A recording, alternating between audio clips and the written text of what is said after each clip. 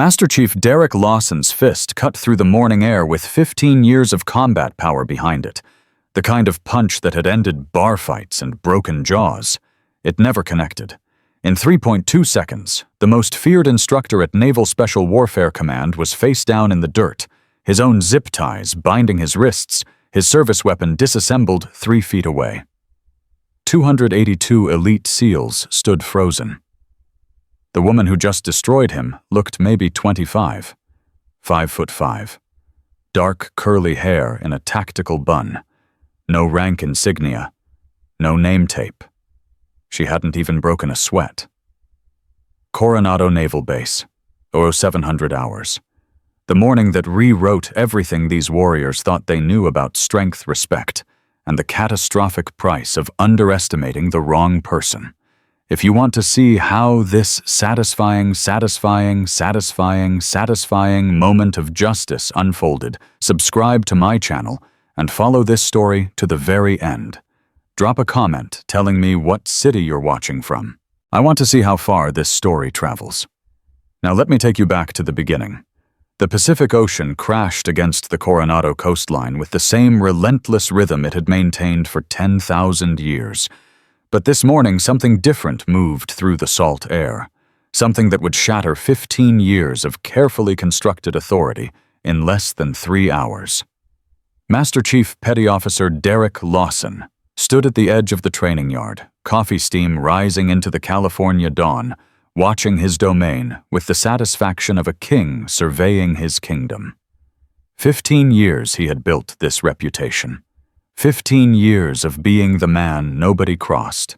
15 years of making anyone who didn't belong feel exactly how unwelcome they were. The SEALs feared him. The officers respected him. The enlisted men told stories about him in hushed tones over beers at the Coronado Brewing Company. Lawson liked it that way. Beautiful morning for breaking spirits, Senior Chief Warren Hayes said, joining him with his own coffee. Fresh meat today. Always fresh meat. Lawson smiled, but there was nothing warm in it. Question is whether they're worth the effort of grinding down. The formations had already assembled across the training yard. 282 of the most elite warriors in the United States military standing in perfect rectangles that testified to discipline forged through the most brutal training program on Earth. These were the men who operated in the spaces between official military action and political deniability. The men who went where others couldn't, did what others wouldn't, and came home without ever discussing what happened. Lawson had helped shape many of them, and he intended to keep shaping them until the day he retired. That was when he saw her. At first, his brain didn't register what his eyes were showing him. A woman. Near the formation line. Not in uniform. Not carrying visitor credentials. Not accompanied by any escort. Just standing there. Dark curly hair pulled back in what looked like a tactical bun. Black workout clothes that could have been civilian athletic wear. Maybe 5'5" athletic build, moving with a looseness that suggested either complete ignorance of where she was or complete confidence that she belonged there. Lawson's coffee suddenly tasted bitter. Hayes, you seeing what I'm seeing? Some lost civilian? Probably looking for the gift shop. Gift shop's on the other side of base. So she's really lost. Lawson handed Hayes his coffee and started walking. His stride was purposeful, his shoulders squared, his expression shifting into the mask of authority he'd perfected over 15 years of making people feel small. The SEALs in formation noticed his movement. Then they noticed what he was moving toward. Conversations died. Attention shifted. 282 pairs of eyes tracked the developing situation with the predatory awareness their training had instilled. Entertainment in a place where entertainment was scarce. The woman didn't turn as Lawson approached. She was studying the formation with an expression he couldn't quite read. Her eyes swept left to right, then back again, pausing on individual seals with the kind of focused assessment that made him uncomfortable in ways he didn't want to examine. Well, well, well. His voice carried across the morning air like a blade. Looks like someone's girlfriend wandered onto the wrong playground. She still didn't turn. Hey, I'm talking to you, sweetheart.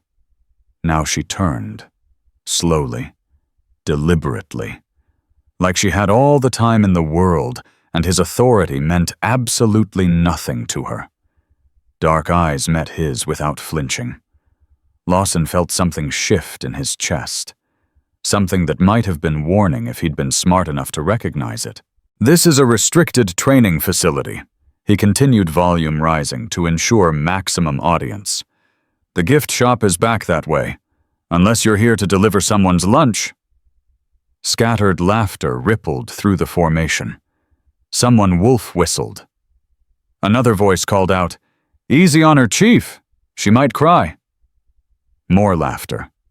The woman's expression didn't change. "I'm exactly where I need to be, Master Chief." The laughter stopped. Lawson felt his jaw tighten. The way she said his rank, not deferential, not nervous, like she was confirming something she already knew rather than responding to his authority. Is that so? That's so. And where exactly is that? Naval Special Warfare Command, Training Facility Alpha, evaluating operational readiness and personnel conduct. She paused. So far, I'm not impressed. The silence that followed was the kind that precedes explosions. Hayes moved up beside Lawson, sensing the situation escalating beyond simple civilian removal. "Ma'am, you're going to need to show us some identification and authorization. Are you familiar with Regulation 723, Senior Chief, the one governing external evaluation protocols?" Hayes blinked. The regulation she cited was real. It was also classified at levels that most SEALs didn't know existed. "How do you know about 723? "Because I helped write the update last fiscal year." The claim hung in the air like a grenade with the pin pulled. Civilians didn't write military regulations. Contractors sometimes provided input, but the phrasing she used suggested direct authorship.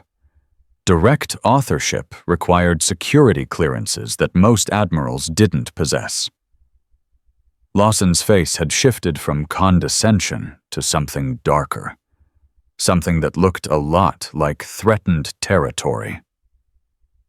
"I don't know what game you're playing, sweetheart, but it ends now. You're either going to produce valid credentials or you're going to be escorted off this base in handcuffs.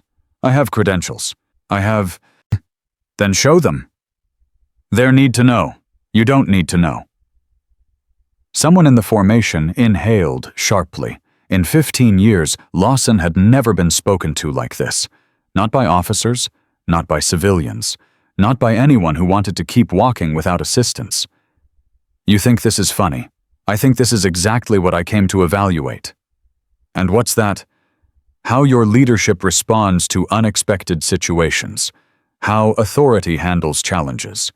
Whether professionalism or ego drives decision-making." She tilted her head slightly. "The results so far are concerning." Lieutenant Commander James Thornton watched from the command platform binoculars pressed to his eyes, radio in hand. 22 years of naval service had taught him to recognize trouble before it fully materialized. This was trouble. "Run a background check," he said into his radio. "Female, approximately mid-20s, dark hair, athletic build. Currently engaging Master Chief Lawson near Formation 7. "Sir, that'll take time without more specific identifiers." "Then start now." "Copy." Thornton lowered the binoculars, but kept watching. The woman's posture bothered him, not because it was wrong, because it was right. The way she stood, weight balanced back, never fully presented to open space eyes, constantly tracking peripheral movement while maintaining focus on the primary threat. That wasn't civilian body language. That was operator body language. Down on the training yard, Petty Officer First Class Marcus Webb stood in formation with SEAL Team 4 trying to control the tremor that had started in his hands. He knew that face. God help him, he knew that face. Mogadishu. 18 months ago. The operation that officially never happened. His team had been ambushed during what was supposed to be a routine intelligence extraction. RPGs had turned their vehicles into burning coffins. Half his team had died in the first 30 seconds. Webb remembered the chaos, the screaming, the certainty that he was going to die in a foreign country for a mission that would be officially denied. And then she had appeared. Moving through the carnage like death itself had taken human form. Pulling survivors from wreckage while rounds snapped overhead. Calling in air support that wasn't supposed to exist for an operation that wasn't supposed to be happening. Staying calm while the world exploded around her. He still didn't know her name. The operation had been so compartmentalized that different elements never crossed paths again. But he remembered her face. He remembered her voice. He remembered thinking that if angels existed, they didn't carry harps. They carried suppressed MP7s and spoke with the quiet authority of people who had killed before and would kill again without hesitation. "You good, Webb?" The whisper came from Petty Officer Chen beside him. "Fine." The lie tasted like copper. If she was here, something had either gone very right or catastrophically wrong with operational security. Either way, watching Lawson try to intimidate her was like watching a house cat threaten a Bengal tiger. Someone was about to learn something painful. The communications array malfunction happened at 0712. One moment tactical frequencies were crystal clear. The next static drowned everything like electronic white noise. Radios squawked useless feedback. The training coordination network collapsed. "We've got a comms failure," announced Chief Petty Officer Rodriguez, jogging toward the command platform. "Primary array is down. Backup showing intermittent connectivity." Thornton felt his stomach drop. Communication failures during training exercises created cascading problems that could take hours to resolve. Specialists would need to be called in. Schedules would collapse. Accountability reports would need to be filed. His career didn't need this today. The woman moved toward the communications equipment before anyone could stop her. "Ma'am, step away from that equipment," Lawson barked. She ignored him. Her hands were already moving across the control panels with the kind of familiarity that suggested muscle memory rather than improvisation. "Frequency interference from the storm system moving in from the northwest," she announced. "Same pattern that hit us during Operation Resolute Storm in the Hindu Kush. You compensate by shifting to Delta Band and increasing signal amplification by 14%. Her fingers made adjustments with surgical precision. The radio crackled back to life. Crystal clear. Perfect transmission quality. 60 seconds. Maybe less. "That's not civilian training," Rodriguez said quietly. "That's not even regular military training," replied Senior Chief Brooks, who had drifted closer to observe. Thornton lifted his radio. "Base operations expedite that background check. Priority Alpha." "Sir, we're running into classification barriers. The subject's information appears to be locked at levels requiring what? Silence. Then, flag officer authorization, sir. Possibly higher." Flag officer authorization meant admirals. Possibly higher meant something Thornton didn't want to think about too carefully. People whose files required that kind of clearance didn't accidentally wander onto training facilities. They arrived with purpose, and that purpose usually meant someone's career was about to implode.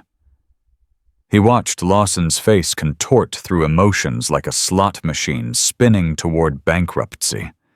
Confusion, anger, wounded pride, deeper anger. I don't care what you think you just did, Lawson said, stepping closer to the woman. You're still unauthorized personnel on a restricted military installation, and you're still going to answer my questions. I've answered your questions. You've given me riddles and attitude. I've given you exactly what your behavior has earned. The SEALs in formation were no longer even pretending to maintain discipline. Every eye was locked on the confrontation, every ear strained to catch every word. This was better than any training exercise. This was real. What's that supposed to mean? It means that in 7 minutes of interaction, you've demonstrated harassment, gender-based discrimination, failure to follow verification protocols, and escalating aggression toward an unknown contact. If I were actually a threat, you'd have already compromised operational security by revealing the existence of classified regulations, demonstrated predictable behavior patterns that could be exploited, and positioned yourself for exactly the kind of close-quarters vulnerability that gets people killed. She paused, letting the assessment sink in. I came to evaluate operational readiness. What I've found is a command structure that lets ego override procedure and intimidation substitute for leadership. The silence that followed lasted 3 heartbeats. Then Lawson's voice emerged, low, dangerous, stripped of everything except threat. You need to be very careful about your next words. Do I? You don't know who you're dealing with.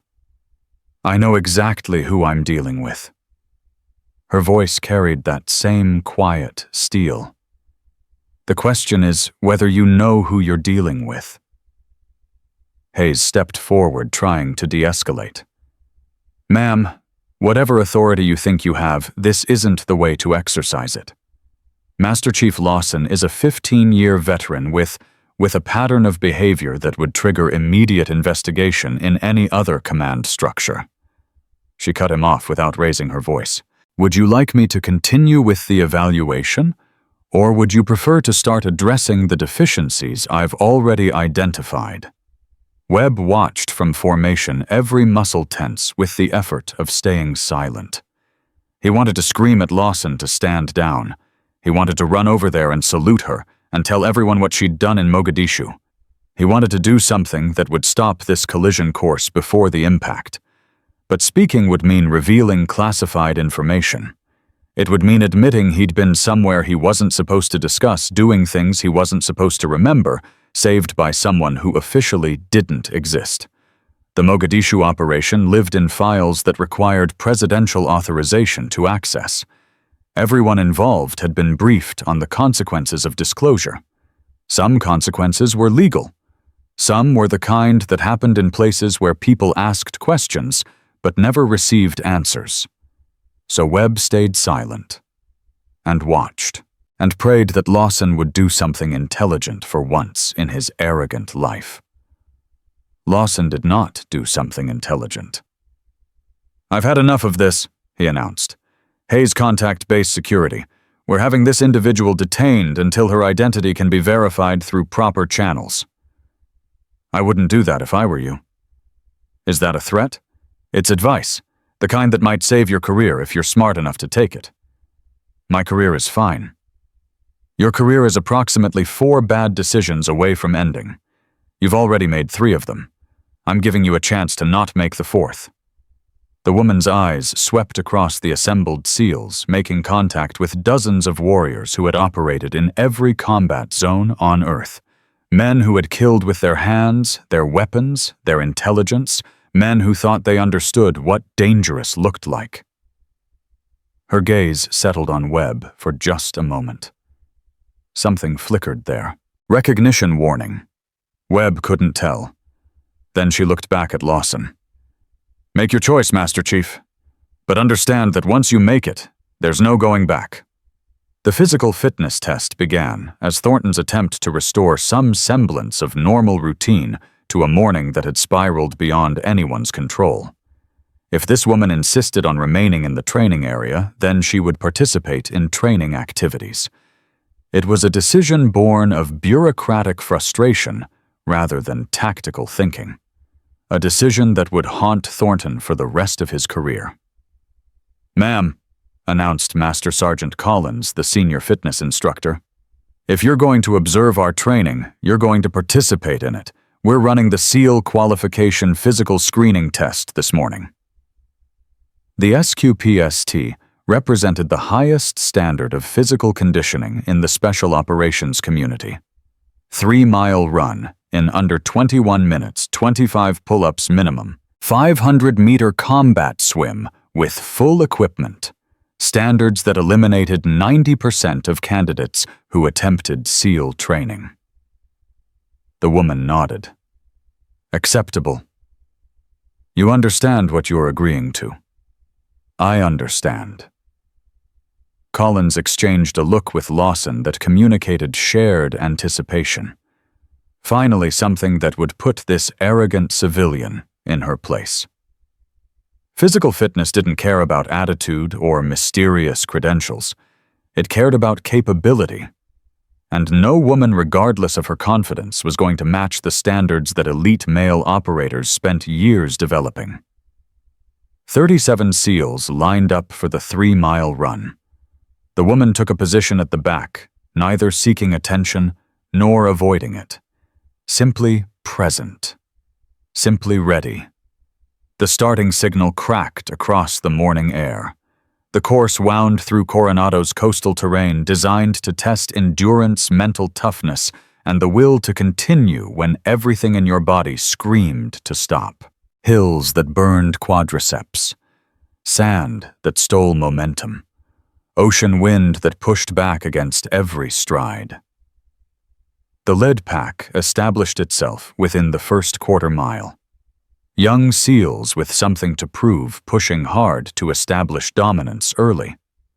Veterans who knew better settled into sustainable paces, conserving energy for the demands ahead. The woman ran somewhere in the middle. Her stride was economical, efficient, suggesting experience with long-distance endurance challenges. She didn't push. She didn't fall back. She just maintained. At the 1-mile mark, Collins checked his stopwatch. She was running with the main pack. Respectable, but nothing special. At the 2-mile mark, she was still with the pack. Some of the early leaders had faded.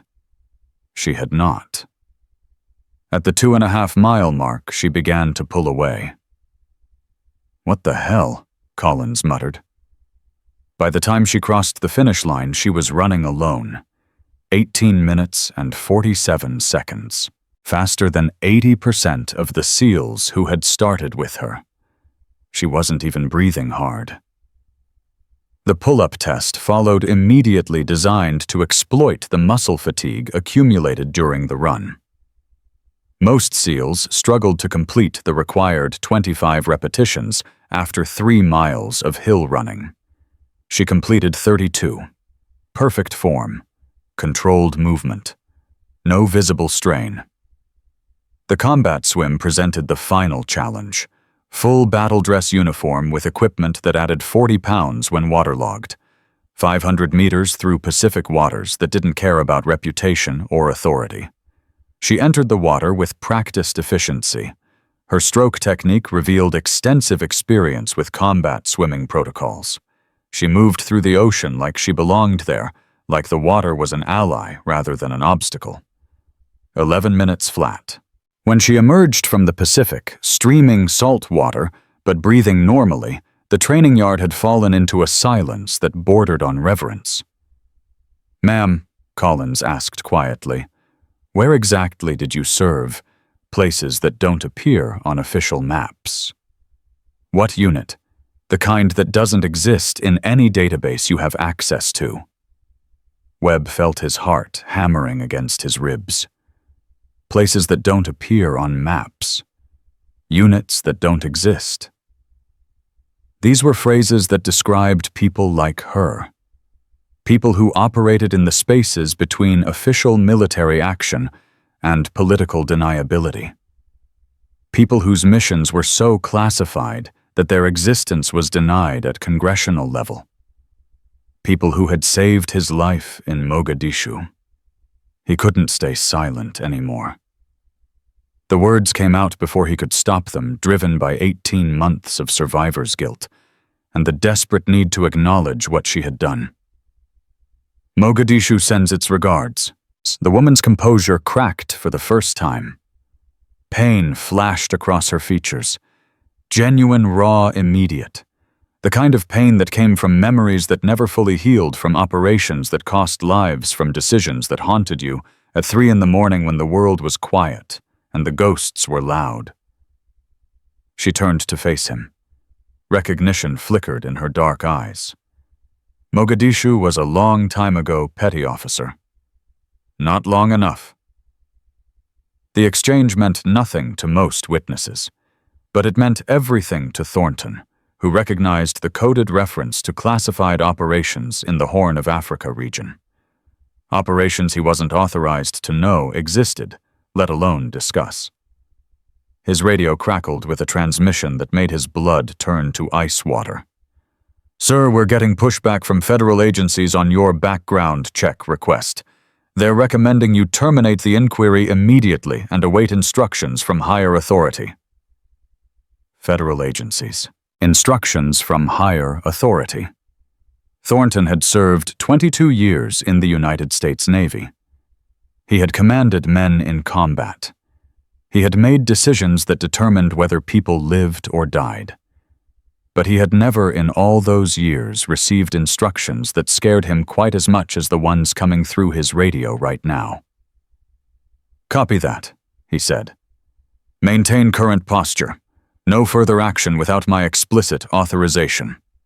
Below on the training yard, Lawson watched the exchange between Webb and the mystery woman with the expression of someone who had just discovered the rules of the game he thought he was winning had changed completely. And they were about to change again. Lawson approached Hayes with the careful movements of a predator who had just realized his prey might have teeth. "I need you to do something for me." "What?" "Get Davis, Murphy, and Thompson, the ones who owe us favors." "Why?" "Because this situation needs to be resolved before it gets any more out of control, and I know exactly how to resolve it." Hayes hesitated. There was something in Lawson's eyes he didn't like. Something that had moved past wounded pride into territory that felt dangerous. "Derek, maybe we should just let this play out through official channels." "Official channels are going to bury us, Warren. Federal involvement means investigations. Investigations mean questions. Questions mean answers that neither of us wants to give." "What are you suggesting?" Lawson smiled. It was the coldest expression Hayes had ever seen on a human face. "I'm suggesting we have a private conversation with our mystery visitor. Somewhere without witnesses. Somewhere we can get real answers about who she is and what she's really doing here. And if she doesn't want to have that conversation, everyone wants to have conversations when properly motivated." Hayes felt something cold settle into his stomach. He had followed Lawson for 7 years, had trusted his judgment, had covered for his methods when they pushed against regulations. But this felt different. This felt like a line that once crossed could never be uncrossed. "Derek, are you with me or not?" The question hung in the air like a blade waiting to fall. Hayes made his choice. "I'm with you." "Good. Get the men. Meet me at the supply warehouse in 20 minutes. The supply warehouse sat at the edge of the training complex, far enough from the main facilities to provide privacy for activities that required discretion. Built during the Cold War for ammunition storage, it featured thick concrete walls, limited access points, and soundproofing designed to contain explosions. It was also equipped with security cameras that Lawson knew exactly how to disable. As he walked toward the warehouse, Lawson's mind raced through justifications that would cover whatever happened next. Foreign infiltration, intelligence gathering, resistance to lawful detention, The kind of language that transformed crimes into necessary actions and victims into threats that needed to be neutralized. He didn't know who this woman was, but he knew she represented everything that threatened his carefully constructed world. Her competence challenged his authority. Her confidence mocked his methods. Her very presence suggested that everything he had built over 15 years could be torn down by someone who didn't play by his rules. That couldn't be allowed to happen. Whatever it took. Meanwhile, Thornton stared at his radio like it had transformed into a venomous snake. Federal agencies, higher authority, classification barriers that required flag officer authorization. None of this made sense. Civilians didn't possess the kind of credentials that locked out military background checks. Contractors didn't cite classified regulations by number. Women didn't casually discuss operations that were denied at congressional level. Unless she wasn't a civilian. Unless she wasn't a contractor. Unless she was something else entirely. His phone rang. Private line. Unlisted number. Lieutenant Commander Thornton. Commander, this is Admiral Morrison's office. You need to listen very carefully to what I'm about to tell you. 20 minutes later, Thornton stood on the command platform with the expression of a man who had just learned that everything he thought he understood was wrong. The woman was still on the training yard, still surrounded by SEALs who had no idea what they were looking at, still carrying herself with the quiet authority of someone who had earned respect in ways none of them could imagine. And somewhere on his base, Derek Lawson was about to make a decision that would destroy careers and lives and trigger federal responses that would reshape Coronado for years to come. Thornton reached for his radio. He was already too late. Hayes found her near the hydration station, toweling off Pacific saltwater with the unhurried movements of someone who had nowhere urgent to be.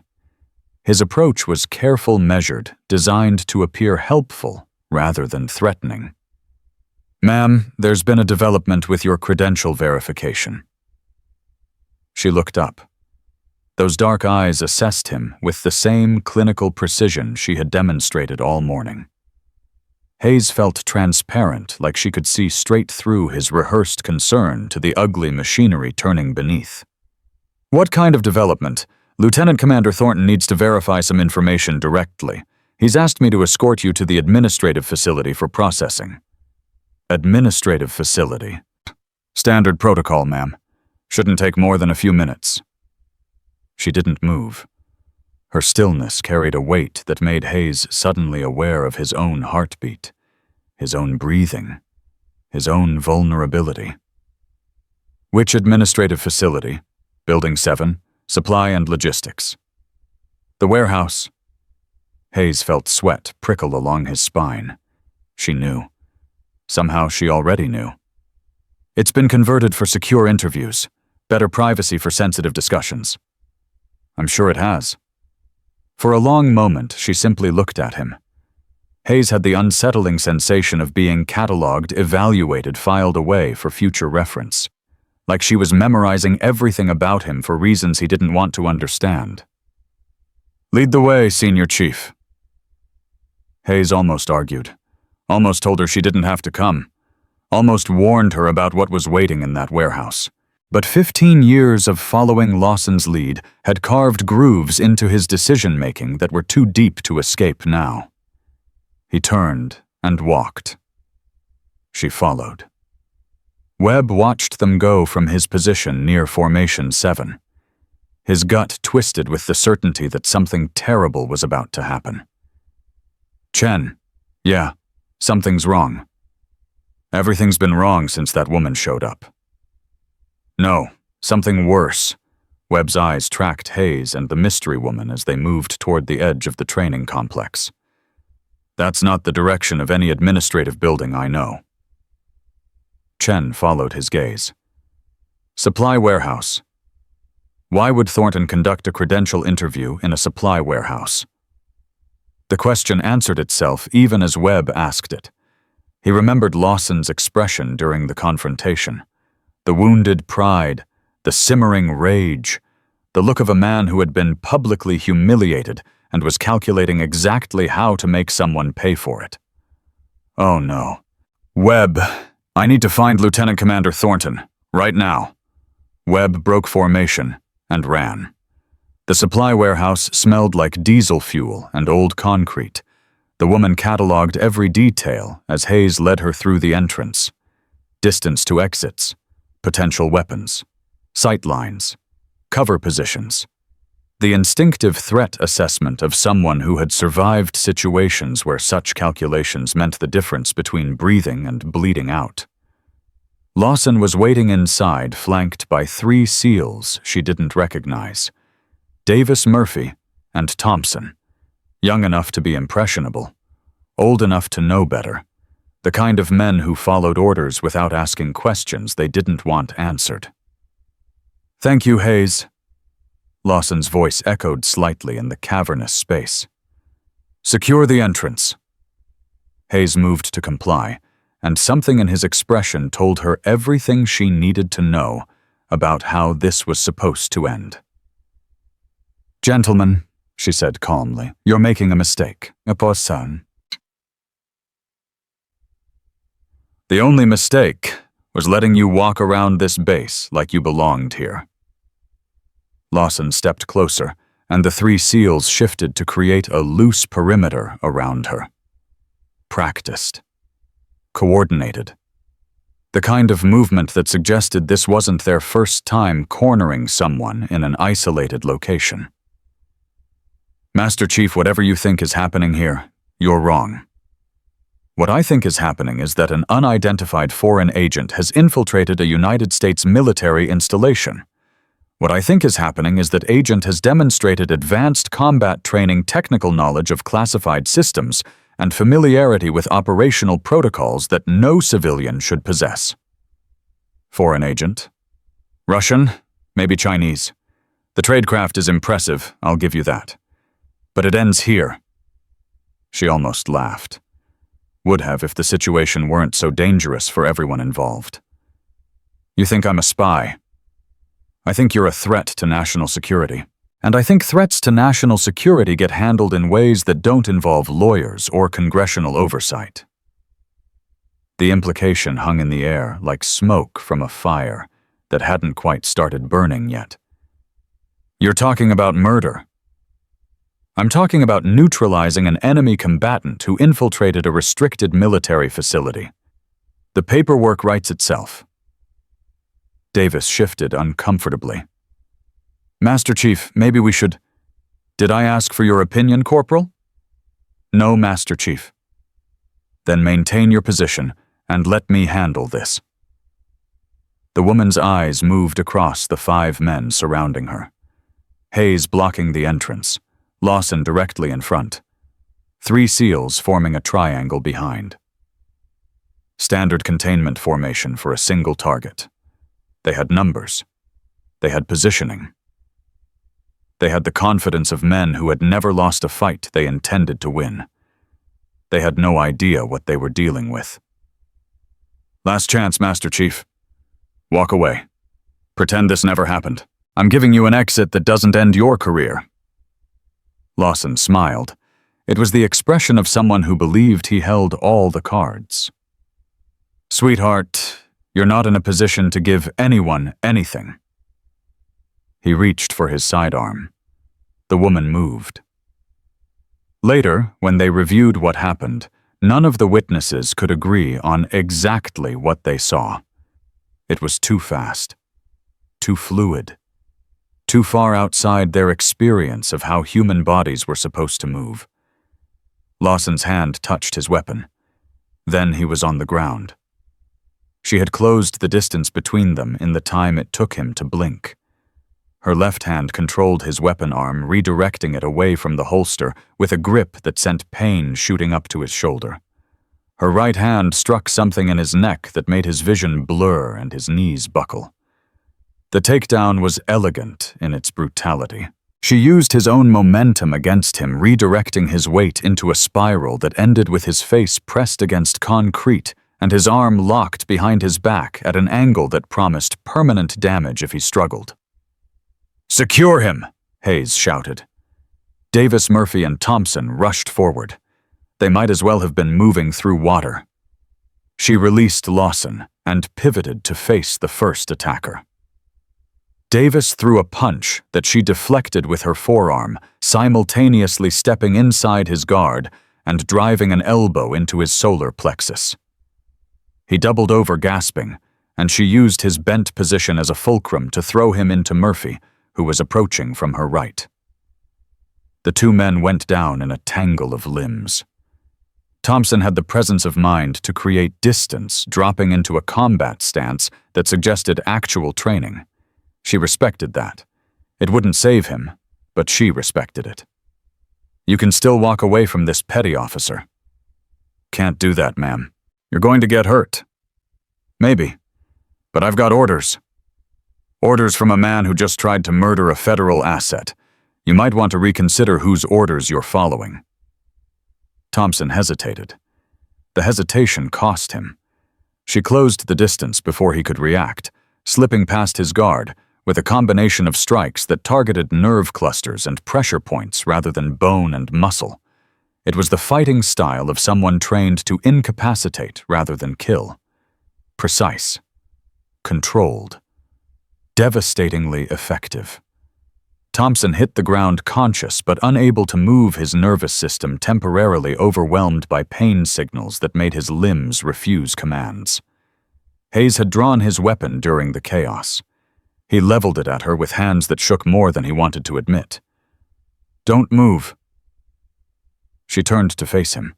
Her breathing was slightly elevated but nowhere near labored.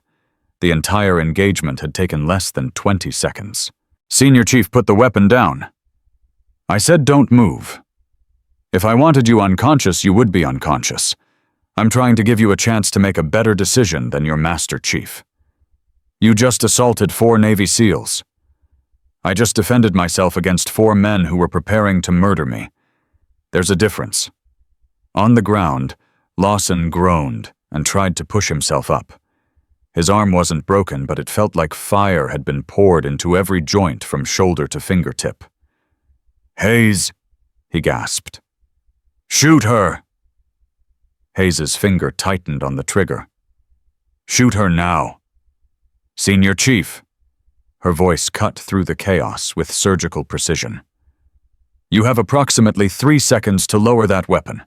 After that, I'm going to assume you're complicit in an attempted murder and respond accordingly. She's a foreign agent. This is a matter of national security. 1. Hayes's hands shook harder. 2. The barrel of his weapon wavered. 3. The warehouse door exploded inward. Webb burst through first, followed by Thornton and a half-dozen armed SEALs who clearly had no idea what they were walking into. Their weapons swept the space, identifying targets, assessing threats, trying to make sense of a scene that defied easy explanation. 4 men on the ground. 1 woman standing. 1 senior chief with a drawn weapon pointed at someone who appeared completely unarmed. "Everyone freeze," Thornton commanded. Hayes lowered his weapon immediately. The training took over, overriding whatever loyalty to Lawson had been guiding his actions. "Commander," the woman said, "your timing is impeccable." Thornton stared at her, then at Lawson, who was still struggling to rise, then at Davis, Murphy, and Thompson, who were in various stages of recovery from the fastest takedowns he had ever witnessed. What the hell happened here? Your Master Chief attempted to detain and murder a federal asset under the pretext of a foreign infiltration investigation. His senior chief was about to execute that order when you arrived. "That's not," Lawson started. "Shut up, Derek."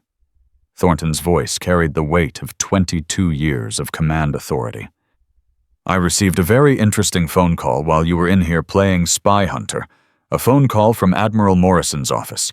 Would you like to know what they told me?" Lawson's face went pale. "They told me that the woman you just tried to kill is Commander Natasha Reyes, call sign Shadow Phoenix, assigned to the Joint Special Operations Command. Under classification protocols, that require presidential authorization to access. The revelation hit the warehouse like a physical force. Commander. Not civilian. Not contractor. Not foreign agent. A military officer who outranked everyone present. They told me she's been conducting an authorized evaluation of our operational readiness and personnel conduct, an evaluation that you just failed in the most spectacular way possible.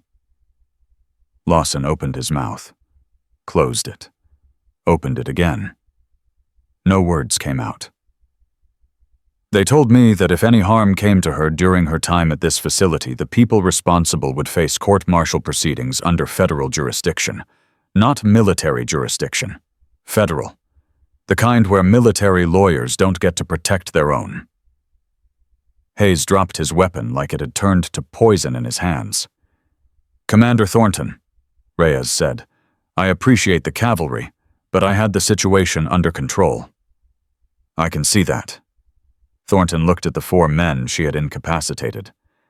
"I'm beginning to understand why Admiral Morrison's office sounded so concerned about your safety. Not for your sake, for the sake of anyone stupid enough to threaten you. The Master Chief made his choices. His men were following orders they shouldn't have followed. There's a distinction. Is there? Hayes was 3 seconds from committing murder because a superior told him to. Davis, Murphy, and Thompson engaged a target they had been told was a foreign threat. One of those situations is corruption. The other is misplaced loyalty. The consequences should reflect that distinction. Thornton studied her for a long moment. This woman had just single-handedly neutralized 5 SEALs who had been trying to kill her. She had every right to demand their destruction. Every justification to let federal prosecutors tear their careers apart. Instead, she was arguing for proportional response. "What do you recommend?" Lawson faces court-martial. He made a conscious decision to attempt murder under color of authority. Hayes receives administrative discipline and psychological evaluation.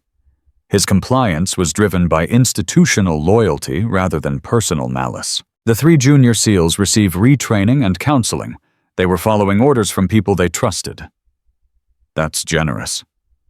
Justice should be proportional to culpability. Lawson is culpable. The others are guilty of poor judgment under pressure. There's a difference. Webb stood at the edge of the gathered SEALs, watching the exchange with something like awe. In Mogadishu, she had saved his life. Here she was, saving the careers of men who had just tried to end hers. He understood now why people followed her, why they would walk into fire for her, why they would die for her. She led with something that had nothing to do with rank or authority. She led with honor. Thornton turned to the SEALs who had accompanied him. "Secure Master Chief Lawson and Senior Chief Hayes. Medical attention for Davis, Murphy, and Thompson. No one speaks about what happened here until I've had time to coordinate with federal oversight." "Yes, sir." As the SEALs moved to comply, Lawson found his voice. "This isn't over." Reyes looked at him with something that might have been pity. "For you, Master Chief, it's been over since the moment you decided that intimidation and murder were acceptable substitutes for leadership. You just didn't know it yet. You think you're better than me? I think I'm different from you. Better is a judgment that history will make." They hauled him to his feet and toward the door. His eyes never left her face. Hatred burned in them. Hatred and something else. Something that looked like fear finally recognizing what it should have seen from the beginning. The warehouse fell quiet. Webb stepped forward before he could stop himself. "Commander Reyes." She turned. Recognition flickered in her eyes. "Petty Officer Webb, you ran fast." "Not fast enough. I should have gotten here sooner." "You got here exactly when you were supposed to. Some confrontations need to happen for the lessons to take hold." "Is that why you let them take you to the warehouse? You knew what Lawson was planning." "I knew what kind of man he was. Men like that always reveal themselves when they think they have power over someone vulnerable. I gave him the opportunity to make a choice. He chose poorly. You could have been killed. The possibility existed. And you let it happen anyway. Sometimes you have to demonstrate the disease before people will accept the cure. If I had revealed my identity at the beginning, Lawson would have modified his behavior. The underlying corruption would have remained hidden. Now it's exposed. Now it can be addressed. Webb thought about that, about the risk she had taken, about the men who would face consequences because she had been willing to put herself in danger. In Mogadishu, you said something to me, when you were pulling me out of the wreckage. I've never forgotten it. What did I say? You said, not today. Just that. Not today. Like death was something you could negotiate with. Reyes smiled. It transformed her face, made her look younger, made her look like someone who hadn't spent years in the spaces where people died for decisions made in distant conference rooms. Some days you negotiate with death. Some days you negotiate with life. The trick is knowing which conversation you're having. Which conversation was this? This was a conversation with the future. The men Lawson trained would have carried his poison into their own commands. His methods would have spread. His attitudes would have infected others. Today, that stops. Because you were willing to die to stop it. Because I was willing to do what the situation required. Sometimes that means fighting. Sometimes that means dying. Sometimes it means giving someone mercy they don't deserve. She paused. Speaking of which, I need to have a conversation with your lieutenant commander about operational security. Mogadishu. You broke protocol by referencing it publicly. We need to discuss how that gets handled. Webb's stomach dropped. Am I in trouble? You're in a situation that requires navigation. There's a difference. Come on, petty officer. Let's go find out what kind of day this becomes. They walked out of the warehouse together. Behind them, the concrete walls held secrets that would never appear in any official report. The blood that Lawson had intended to spill. The murder he had planned to commit. The careers he had been willing to destroy to protect his ego. All of it would vanish into classification protocols and administrative processing. But the lessons would remain. The SEALs who had witnessed the morning's events would carry them forever. Outside, the California sun had risen, fully burning away the morning fog and illuminating a training yard that would never quite feel the same. 282 elite warriors had watched a woman walk onto their base and dismantle everything they thought they knew about strength, authority, and the true meaning of power. Some would resent her for it. Most would thank her. All of them would remember. Thornton was waiting near the command platform, radio in hand, face tight with the expression of someone trying to manage a crisis that exceeded his preparation. Commander Reyes, we need to talk. Yes, we do. Federal Oversight is requesting a full briefing. They want to know everything that happened here today. Federal Oversight will get exactly what they need to know. Nothing more. This involves potential criminal charges against a Master Chief with 15 years of decorated service. This involves attempted murder of a federal asset. The decorated service is no longer relevant. Thornton looked at her. Really looked. Saw the exhaustion behind the composure. The weight of decisions that would affect lives for years to come. The loneliness of being the person who had to make those decisions while everyone else got to simply follow orders. How do you do it? He asked quietly. Do what? Carry all of this. The authority, the responsibility, the knowledge that your choices determine whether people live or die. Reyes considered the question. Around them, the training yard continued its morning routines. SEALs running drills, instructors barking commands, the machinery of military preparation grinding forward regardless of the human dramas unfolding at its edges. You don't carry it alone, she finally said. You find people worth trusting. You make decisions worth making. And when you're wrong, you accept the consequences and try to be less wrong the next time. What if you can't accept the consequences? Then you shouldn't have the authority. Thornton nodded slowly.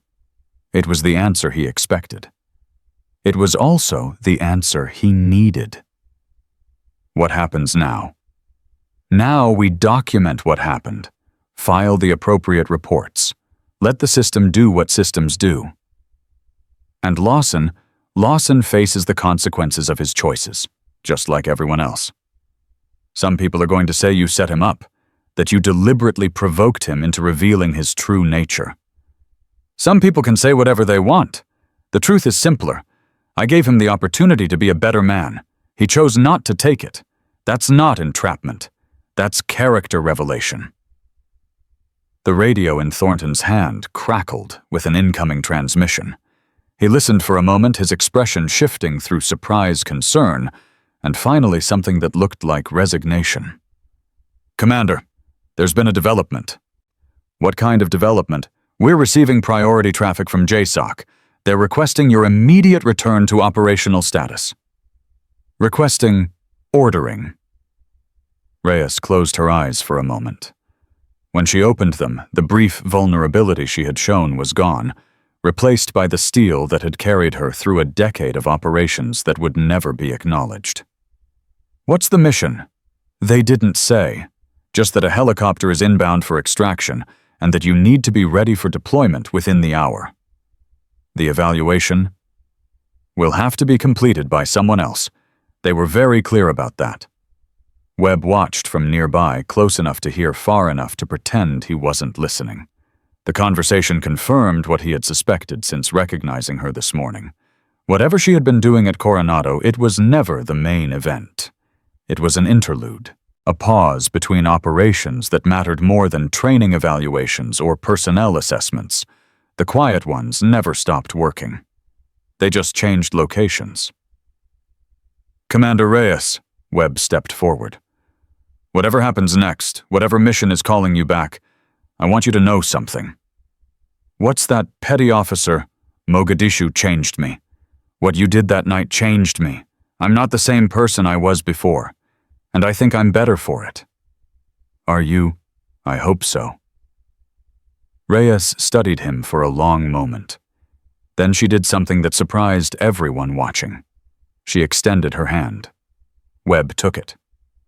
"Stay alive, Petty Officer Webb. The world needs people who can be changed by the things they survive. It has enough people who survive unchanged." "Yes, ma'am." She released his hand and turned to Thornton. "Lieutenant Commander, thank you for the cavalry, even if it was unnecessary." "You're welcome, even if you didn't need it. I'll file my preliminary evaluation before departure. Spoiler alert, there are significant areas for improvement." "I never doubted it." The sound of helicopter rotors began to build in the distance. The extraction was coming. Whatever waited on the other side was about to begin. Reyes walked toward the landing zone without looking back. Behind her, 282 SEALs watched the woman who had walked onto their base that morning and dismantled every assumption they held about strength, authority, and the true meaning of power. Some of them would never see her again. All of them would remember her forever. The quiet ones always left marks, even when they disappeared without a trace. The MH-60S Seahawk touched down with the controlled violence of military precision rotor wash, flattening everything within 50 meters into submission. Reyes walked toward it without hesitation, her stride carrying the weight of someone who had done this 1,000 times before and would do it 1,000 times again. Chief Petty Officer Nathan Cole met her at the door, extending a hand to help her aboard. She took it, hauled herself into the aircraft, and settled into position among equipment configured for immediate deployment. "Commander, good to see you intact." "Was there doubt? With you, never. With the people around you, always." The helicopter lifted off before the door was fully secured. Below Coronado shrank into a postcard image of military infrastructure and California coastline. The SEALs who had witnessed the morning's events became dots, then disappeared entirely. Reyes felt the transition happen. The evaluation was over. The mission was beginning. Everything between those 2 points was already fading into memory. "Briefing," she said. Cole handed her a tablet displaying classified intelligence that made her blood run cold. Jamal al-Rashid. Ring any bells? The name hit her like a physical blow. Mogadishu. The same. He's resurfaced. Yemen border region approximately 40 kilometers from the Saudi frontier. Intelligence indicates he's planning something big. Timeline is 72 hours, maybe less. Reyes stared at the photograph on the screen. The face she had been hunting for 18 months. The face that visited her nightmares when the medication wasn't strong enough. The face that belonged to the man who had killed 7 members of her team in an ambush that was never supposed to happen. How solid is the intelligence? NSA intercepts confirmed by human assets on the ground. He's there. He's planning. And whatever he's planning involves American targets. Specifics: unknown. But the chatter mentions demonstration of capability and message to the Crusaders. Standard jihadist rhetoric. But the operational preparation suggests something beyond standard. Team composition. Your original unit plus Delta assets. 12 operators total. Full presidential authorization for any action necessary to neutralize the threat. Presidential authorization. The highest level of operational approval. Reserved for missions that carried implications for national security and international stability. Rules of engagement. Whatever it takes, al-Rashid dies tonight, or he kills Americans tomorrow. Those are the only 2 options. Reyes felt something shift in her chest. For 18 months, she had carried the weight of 7 deaths that she couldn't prevent. 7 teammates who had trusted her to bring them home. 7 families who had received folded flags instead of living fathers, sons, brothers. Now she had a chance to balance that ledger. Not revenge. Justice.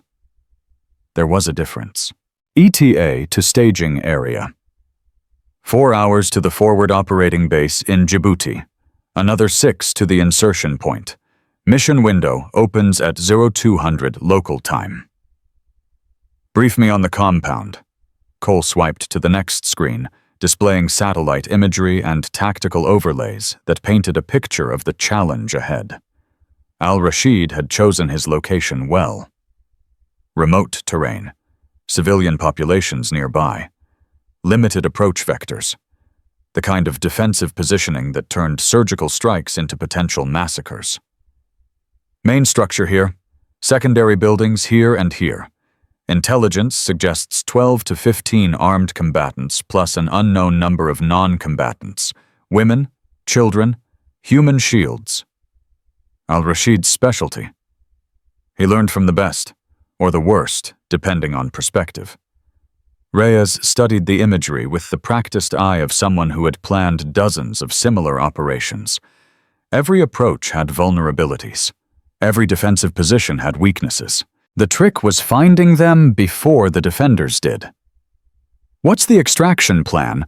Helicopter pickup from this ridge approximately 2 kilometers from the target. Backup extraction point here, in case primary is compromised. Medical support. Corpsman embedded with the team. Kasevac standing by at the forward operating base.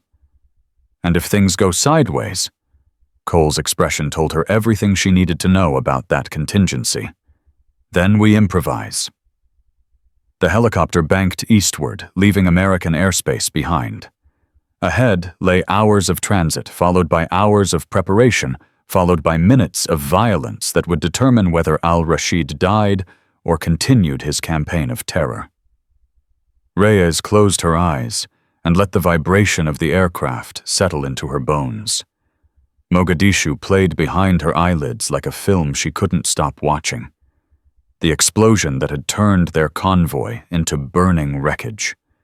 The screams of men dying in ways that haunted her still. The desperate fight to survive while everything fell apart around her.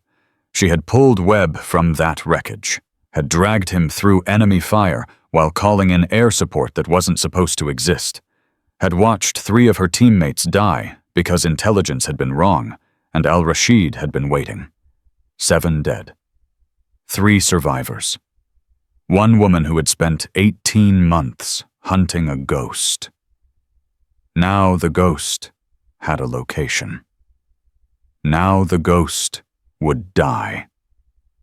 The forward operating base in Djibouti buzzed with the controlled chaos of military operations preparing for execution. Reyes moved through it with the familiarity of someone who had called such places home more often than any permanent address. Her team was waiting in the briefing room. 11 faces she knew as well as her own.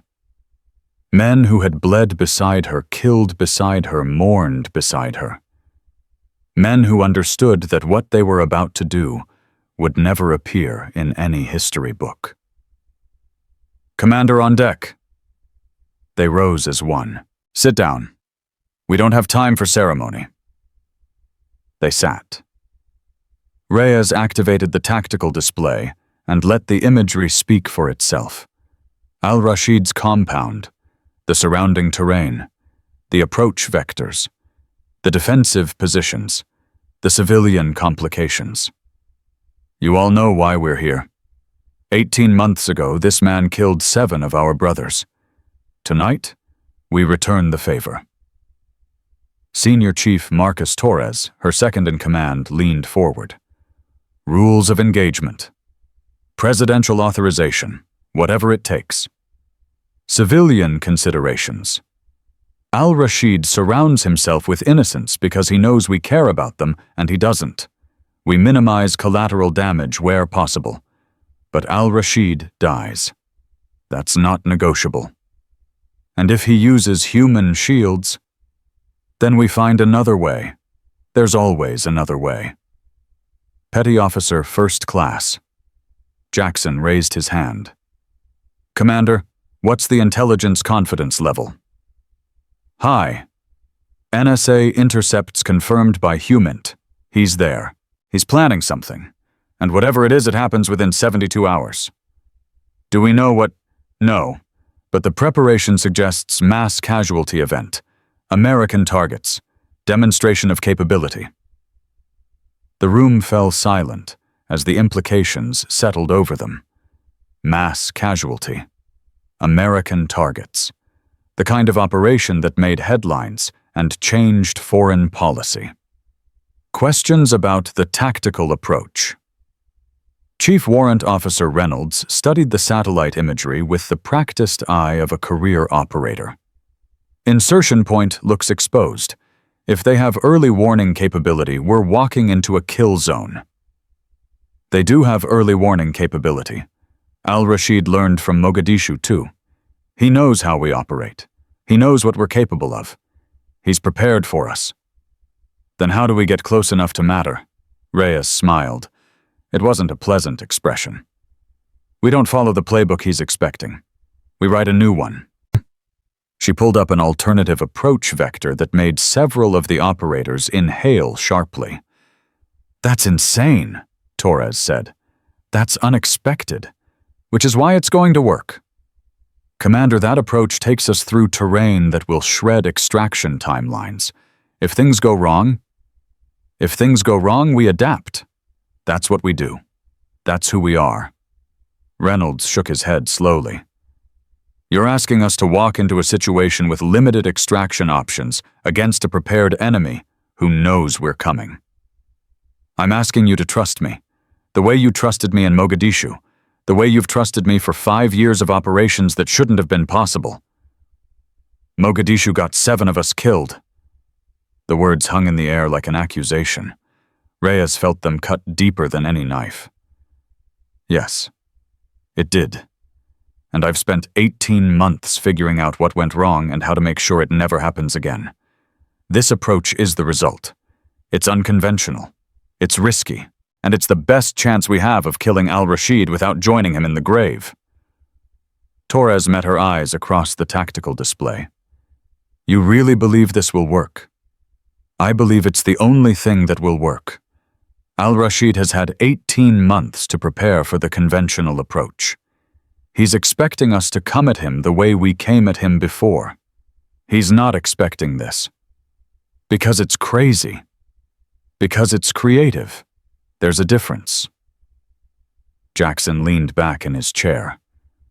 What does the intelligence say about his security detail? 12 to 15 armed combatants, well-trained, well-equipped, veterans of multiple engagements against coalition forces. So we're outnumbered. We're always outnumbered. That's never stopped us before. Reynolds exchanged glances with Torres. Something passed between them, a decision being made without words. Commander, Reynolds said finally, we've followed you into worse situations than this. We'll follow you into this one too. Even though you think I'm crazy, especially because we think you're crazy. The crazy ones are usually right. Reyes felt something loosen in her chest. The weight she had been carrying since Mogadishu shifted slightly. Not gone. Never gone. But shared. Gear up. We move in 4 hours. The team dispersed to their preparations. Weapons checks. Communications tests. The 1,000 small rituals that operators performed before walking into situations where small mistakes had permanent consequences. Reyes stayed behind, staring at al-Rashid's photograph on the tactical display. 18 months. 7 deaths. 1 night to balance the scales. Torres returned to find her still standing there. You okay, Commander? Define okay. Functional enough to lead this mission without getting us killed. By that definition, yes. Good enough. He moved to stand beside her, studying the same photograph she had been staring at. You know this is personal. Yes. You know personal missions get people killed. Yes. You going to let it affect your judgment? Reyes turned to face him, her second in command. Her friend. The man who had been with her longer than anyone else in the unit. Marcus, I've spent 18 months preparing for this moment. Every scenario, every contingency, every way it could go wrong. This isn't personal clouding my judgment. This is personal focusing it. There's a fine line. I know where the line is. I know how to stay on the right side of it. And if you can't, then you take command and finish the mission. Al-Rashid dies. That's the only thing that matters. Torres studied her for a long moment. You really think you might not come back from this? I think the mission is more important than any individual, including me. That's not an answer. It's the only answer I have. They stood in silence, 2 warriors preparing for battle, knowing that one or both of them might not see another sunrise. For what it's worth, Torres finally said, I believe in you. We all do. Whatever happens tonight, we're with you until the end. Even if the end is a hole in the Yemen desert, especially then. That's what family does. Family. The word carried weight that had nothing to do with blood, and everything to do with shared sacrifice. Thank you, Marcus. Don't thank me yet. Thank me when we're drinking beer and watching al-Rashid's obituary on CNN. Deal. The hours passed with the relentless efficiency of military preparation. Weapons were loaded, communications were tested, approach routes were memorized until they could be navigated blindfolded. At 2200 hours, the team boarded the helicopters that would carry them to the insertion point. 12 operators. 1 mission. No margin for error. Reyes sat in the lead aircraft, watching the African coastline disappear into darkness. Ahead lay Yemen. Al-Rashid, the reckoning that had been 18 months in coming. Her hand found the photograph she kept in her vest pocket. 7 faces, 7 names, 7 teammates who would never grow old, never see their children graduate, never hold their grandchildren. "I'm coming," she whispered to the photograph. "Tonight, we finish this." The helicopter banked toward Yemen. The mission had begun. The insertion went wrong almost immediately. They had planned for Al-Rashid's early warning systems. They had planned for his security patrols. They had not planned for the goat herder who stumbled onto their landing zone at exactly the wrong moment. Reyes saw him first. An old man with a weathered face and terrified eyes standing frozen in the rotor wash as 12 armed figures emerged from the darkness like demons from a nightmare. "Contact," she said quietly into her comms. "Civilian. Non-hostile. Orders?" The old man's eyes met hers across the darkness. He saw death standing in front of him. He saw the end of everything he had ever known. He also saw something else, something that made him raise his hands slowly and sink to his knees without being told. Secure him, quietly, no harm. Jackson moved forward with zip ties and a hood. The old man didn't resist. He had survived enough violence in his life to know when fighting was futile. "What do we do with him?" "He stays here until extraction, comfortable, unharmed. We're not here to hurt civilians." "And if he alerts someone, he won't. Look at him. He's been surviving this region his whole life by knowing when to keep quiet. He'll keep quiet." Torres appeared at her shoulder. "This complicates the timeline. It complicates everything.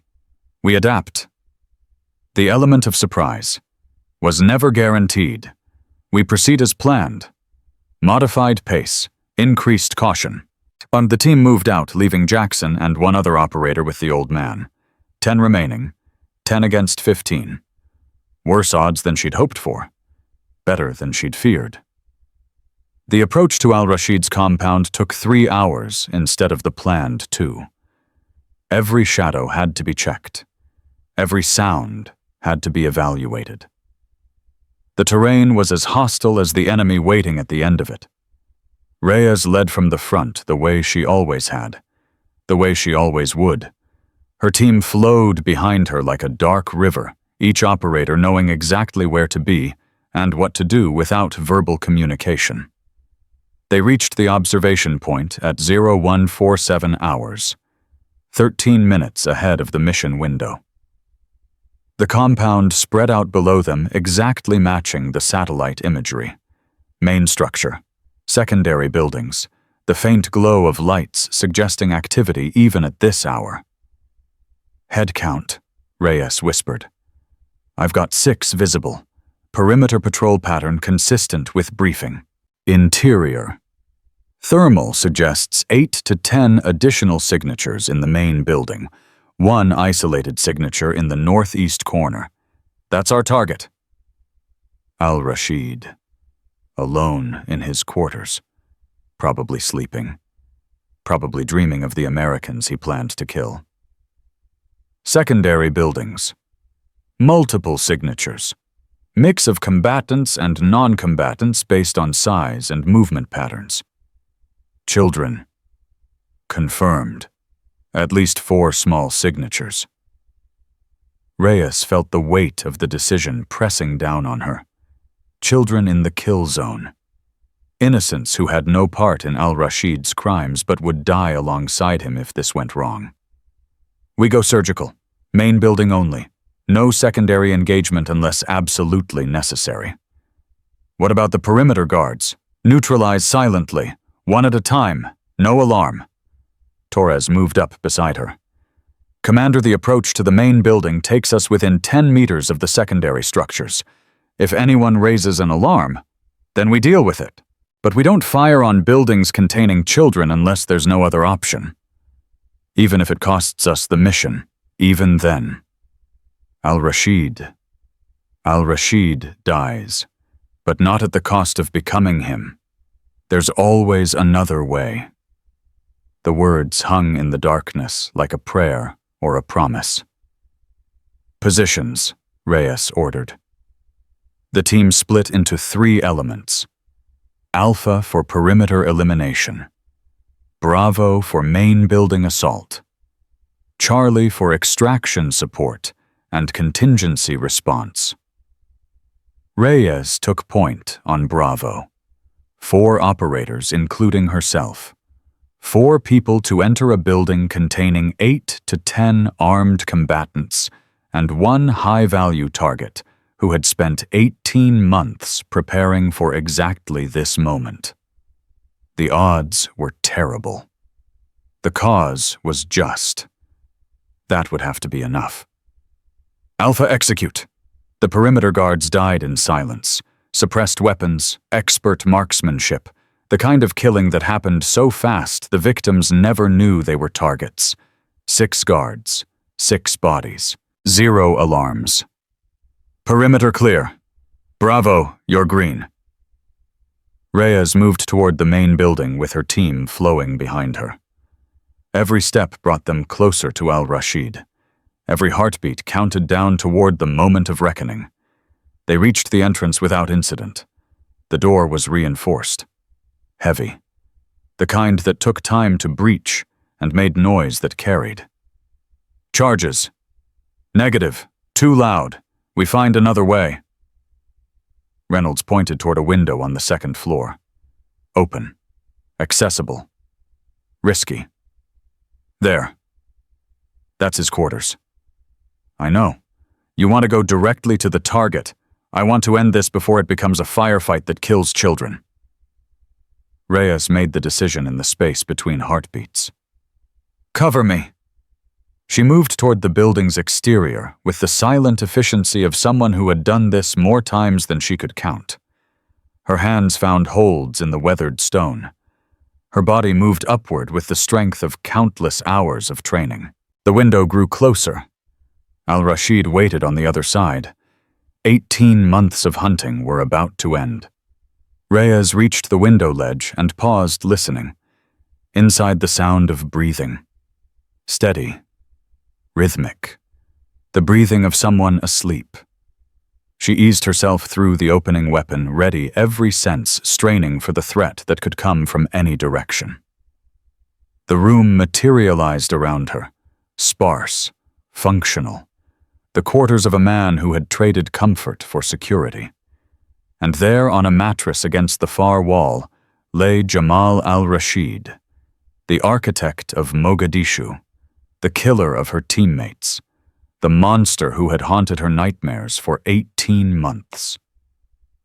He looked smaller than she remembered, older, more human. She raised her weapon. His eyes opened. For a moment they stared at each other across the darkness. Hunter and hunted. Predator and prey. 2 people whose fates had been intertwined by blood and violence and the terrible arithmetic of war.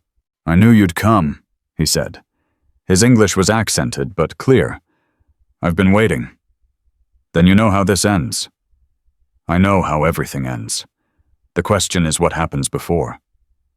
His hand moved toward something under his mattress. Reyes fired. The suppressed shot whispered through the room like a secret. Al-Rashid's body jerked once, then went still. Target down, she said into her comms. Confirm. She moved closer, weapon still trained on his motionless form. His eyes stared at the ceiling, seeing nothing. His hand had stopped inches from a detonator wired to enough explosives to level the building. He had a dead man's switch. Copy. Status. Neutralized. He never got the chance. Reyes stood over the body of her enemy, and felt something she hadn't expected. Nothing. No triumph. No satisfaction. No sense of justice finally served. Just emptiness where 18 months of hatred used to live. "Commander, we need to move. The shot may have been heard." Reyes knelt beside al-Rashid's body and retrieved the intelligence materials scattered around his sleeping area. Plans, maps, names, the details of whatever he had been preparing.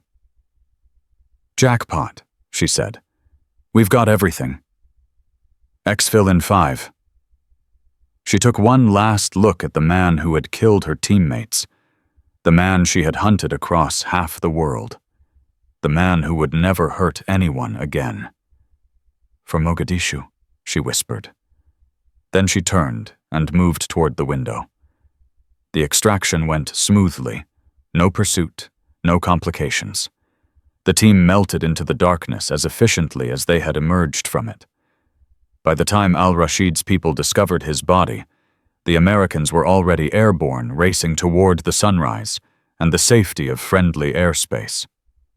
Reyes sat in the helicopter with the intelligence materials spread across her lap, trying to make sense of what they had recovered. The plans were worse than anyone had imagined. Coordinated attacks across 4 American cities, sleeper cells waiting for activation, a timeline that would have begun in less than 48 hours. "How many people would have died?" Torres asked, reading over her shoulder. "Thousands, maybe tens of thousands. And now we have names, locations, everything we need to roll up the entire network." Torres let out a long breath. "We did it. We stopped one attack. The war doesn't end." "No, but tonight we won." Reyes looked at the faces of her team, exhausted, relieved, alive, all of them alive. "Yeah," she said quietly, "tonight we won." The helicopter carried them eastward toward Djibouti, and debriefing and the endless paperwork that followed successful operations. Behind them, in a compound that would soon be swarming with investigators, Jamal al-Rashid's body grew cold. Justice had been served. The debt had been paid. And somewhere 7 teammates who would never grow old finally rested in peace. The debriefing at Djibouti lasted 6 hours. Intelligence officers picked apart every detail of the operation with the obsessive precision of people who understood that success today meant nothing if the network survived to strike tomorrow. Reyes answered their questions with the mechanical efficiency of someone running on adrenaline fumes and willpower. Yes, the target was confirmed eliminated. Yes, the intelligence materials were authentic. Yes, the sleeper cell information appeared actionable. No, she didn't need medical attention. No, she didn't need psychological support. No, she wasn't ready to discuss what happened in that room when al-Rashid's eyes opened. "Commander Reyes." The senior intelligence officer leaned forward with the expression of someone about to deliver news that would complicate everything. "We've finished preliminary analysis of the recovered materials. And the attack plans were worse than initial assessment suggested. 4 cities, coordinated detonations, biological components we're still trying to identify. Biological, preliminary indicators suggest weaponized agents. We're talking potential casualty figures in the hundreds of thousands." The number hit Reyes like a physical blow. She had known al-Rashid was planning something catastrophic. She hadn't imagined the scale of what he had been preparing. The sleeper cells. Names and locations for 17 operatives across the continental United States. FBI is already moving on the highest priority targets. We expect to have the network rolled up within 72 hours. 17 operatives. 17 people who had been waiting for a signal that would now never come. 17 potential mass murderers who would spend the rest of their lives in federal custody instead of killing Americans. What about al-Rashid's network overseas? That's where it gets complicated. Reyes felt the familiar weight of complications settling onto her shoulders. Nothing was ever simple. Nothing was ever finished. The war just shifted shape and continued. Explain. Al-Rashid wasn't working alone. The intelligence suggests he was a node in a larger network. Someone was funding him. Someone was providing logistics support. Someone with resources that go beyond what a regional terrorist cell should possess. State actor. Possibly. We're seeing indicators that suggest involvement from at least 2 hostile intelligence services. This wasn't just terrorism. This was asymmetric warfare being conducted through proxy organizations. Torres had been listening from the corner of the room. Now he stepped forward. Are you saying al-Rashid was a puppet? We're saying he was a tool. A very dangerous tool, but a tool nonetheless. The people who were using him are still out there, and they're going to be very unhappy that their operation was disrupted. Reyes processed the implications. Al-Rashid was dead. His immediate network was being dismantled, but the infrastructure that had supported him remained intact.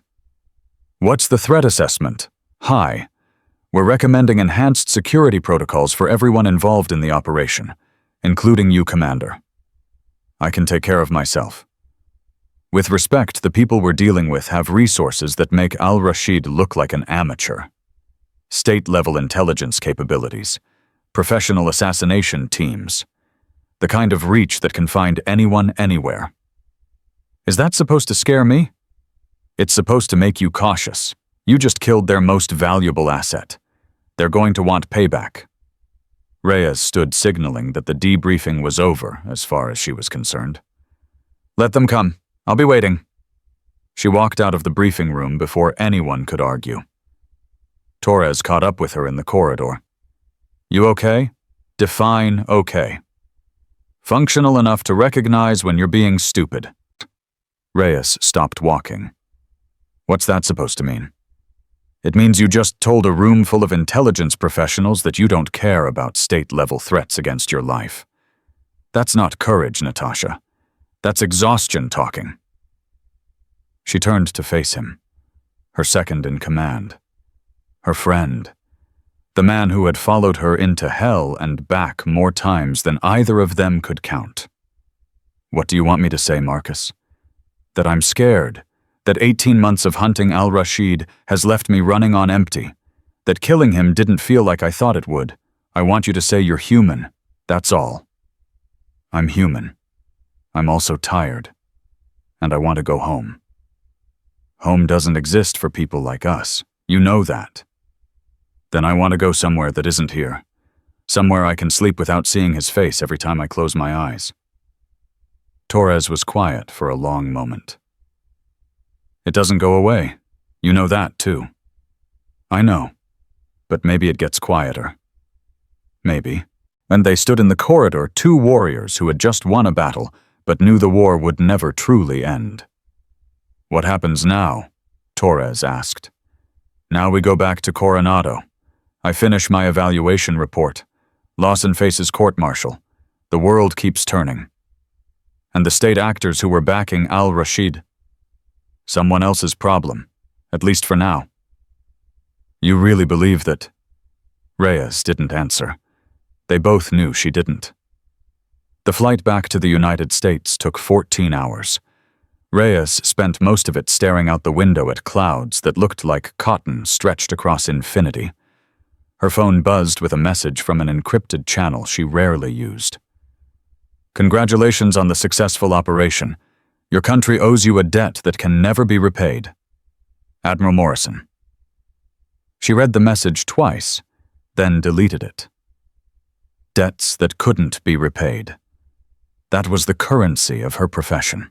You gave everything you had, and if you were lucky, you got to keep breathing long enough to give some more. Another message arrived. This one from a number she didn't recognize. We know who you are. We know where you live. We know everyone you love. This isn't over." Reyes felt something cold settle into her chest. Not fear exactly, more like recognition. The intelligence officers had warned her. Now the warning was becoming reality. She forwarded the message to the appropriate security channels and tried to convince herself that it was just empty threats from people who had lost their most valuable asset. She almost succeeded. Coronado looked exactly the same as it had when she left. The Pacific Ocean still crashed against the same coastline. The training facilities still hummed with the same energy. The SEALs still ran the same drills with the same intensity. But something had changed. Reyes felt it the moment she stepped onto the base. Conversations stopped when she approached.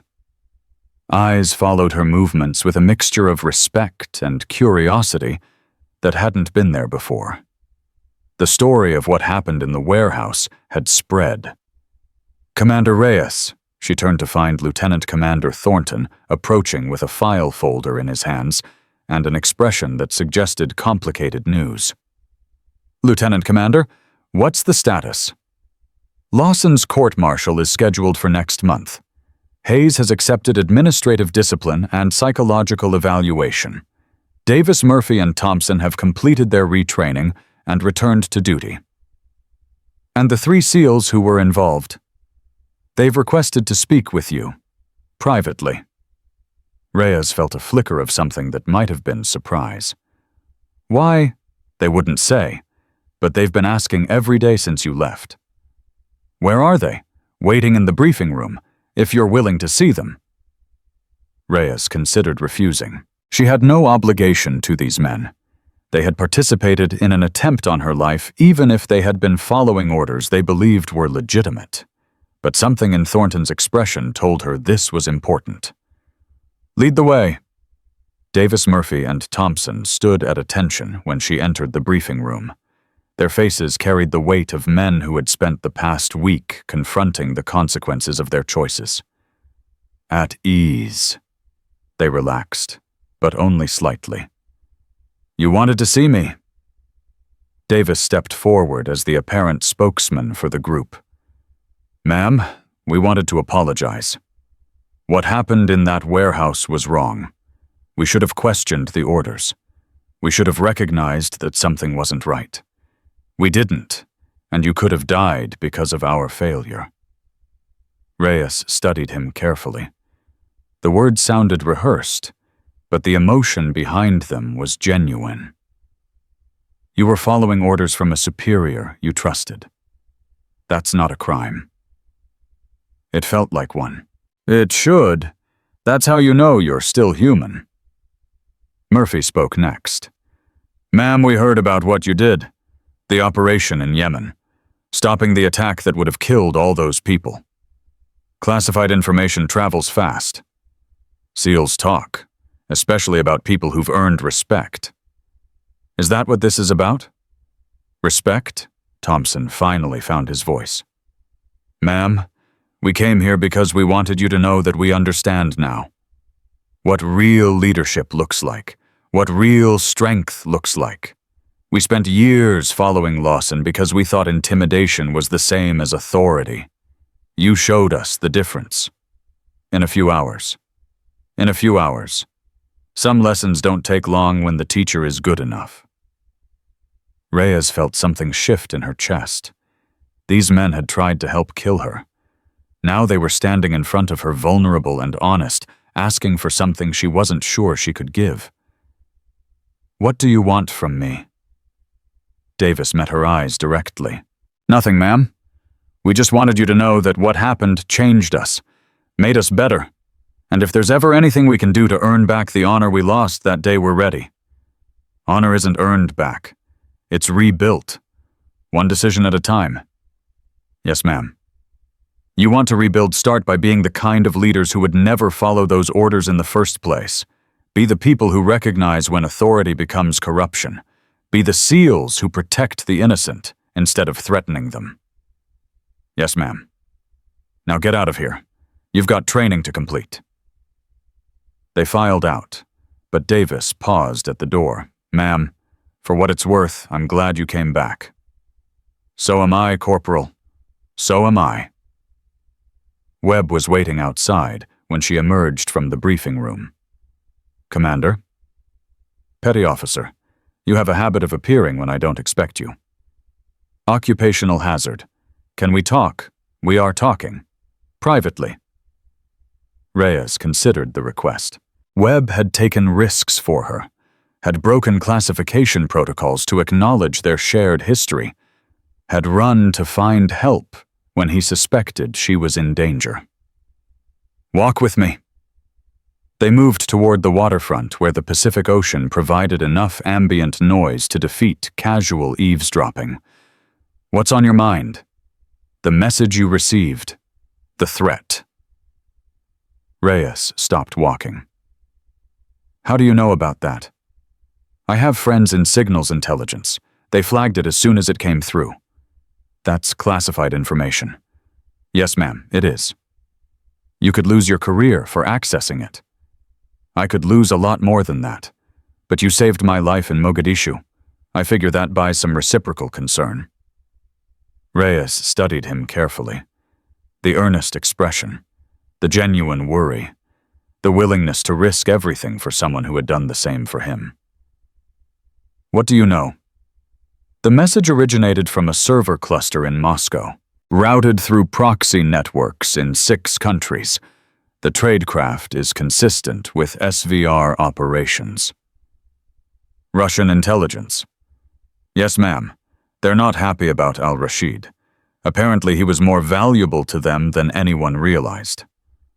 "The state actor involvement?" "Confirmed. Al-Rashid was a Russian asset.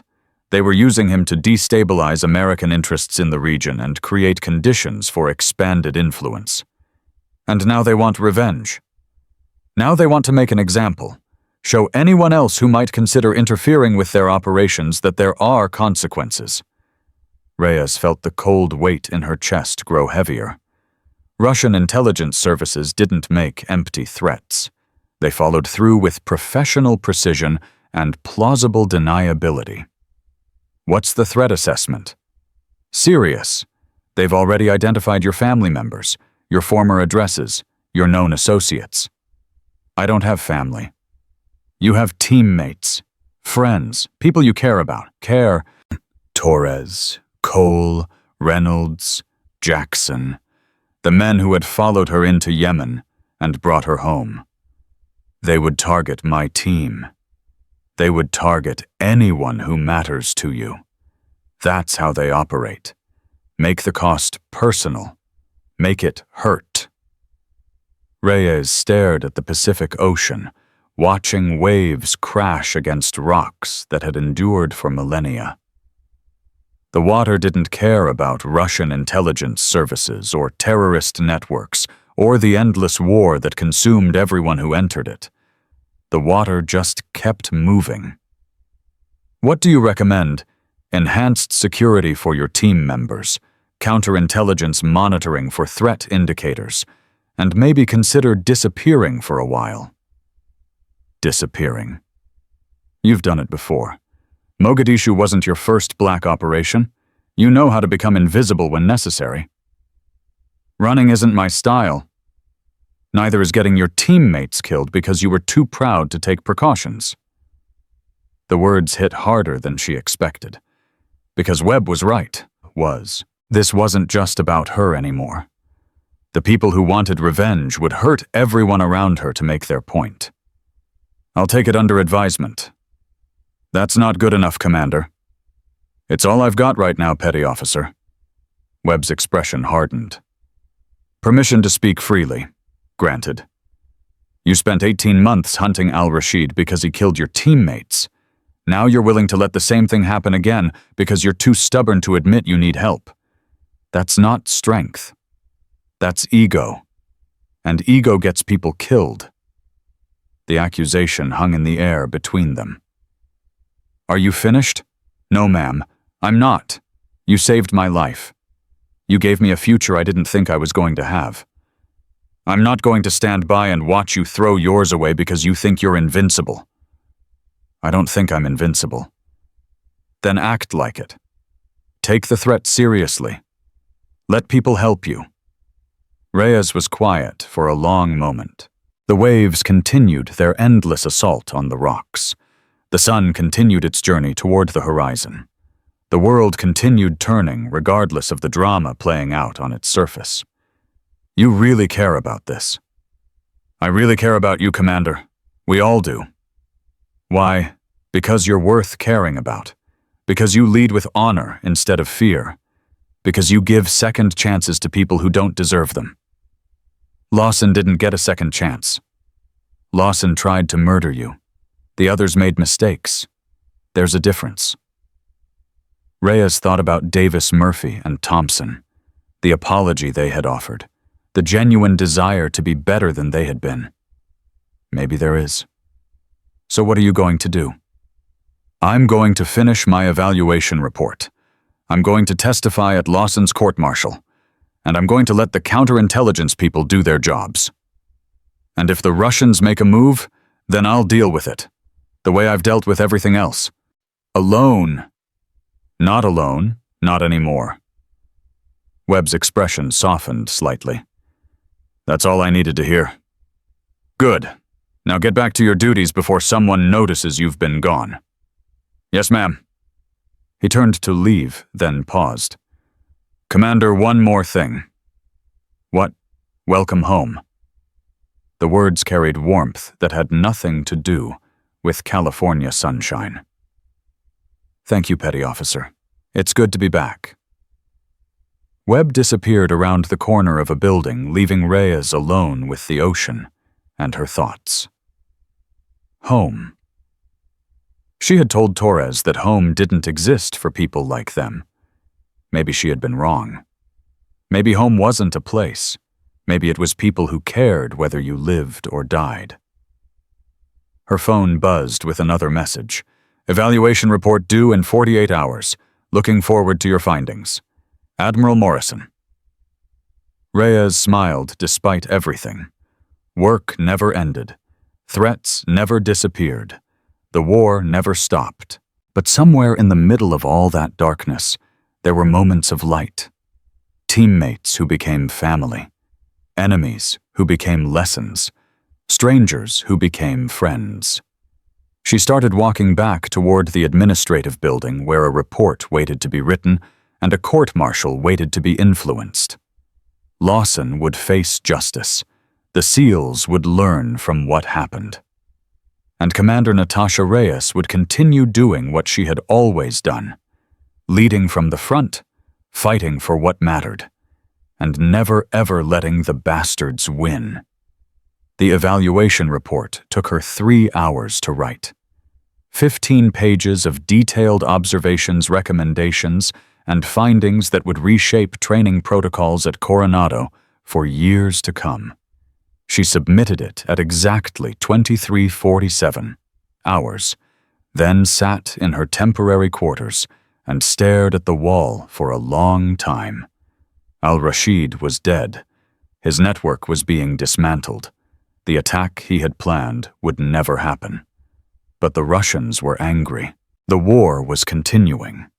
And somewhere out there, people were making plans that would eventually require her attention. Tonight, though, she was going to sleep. Tomorrow she would start fighting again. That was the life she had chosen. The life that had chosen her. And she wouldn't have it any other way. The court-martial of Master Chief Petty Officer Derek Lawson began on a Tuesday morning that felt like any other day at Naval Station San Diego. But inside Courtroom 3, history was being written in testimony and evidence that would reshape how the Navy dealt with abuse of authority. Reyes sat in the witness gallery watching Lawson enter in his dress uniform. 15 years of service. Medals that spoke to courage under fire. A record that should have ended with honor instead of handcuffs. He looked older than he had 3 weeks ago.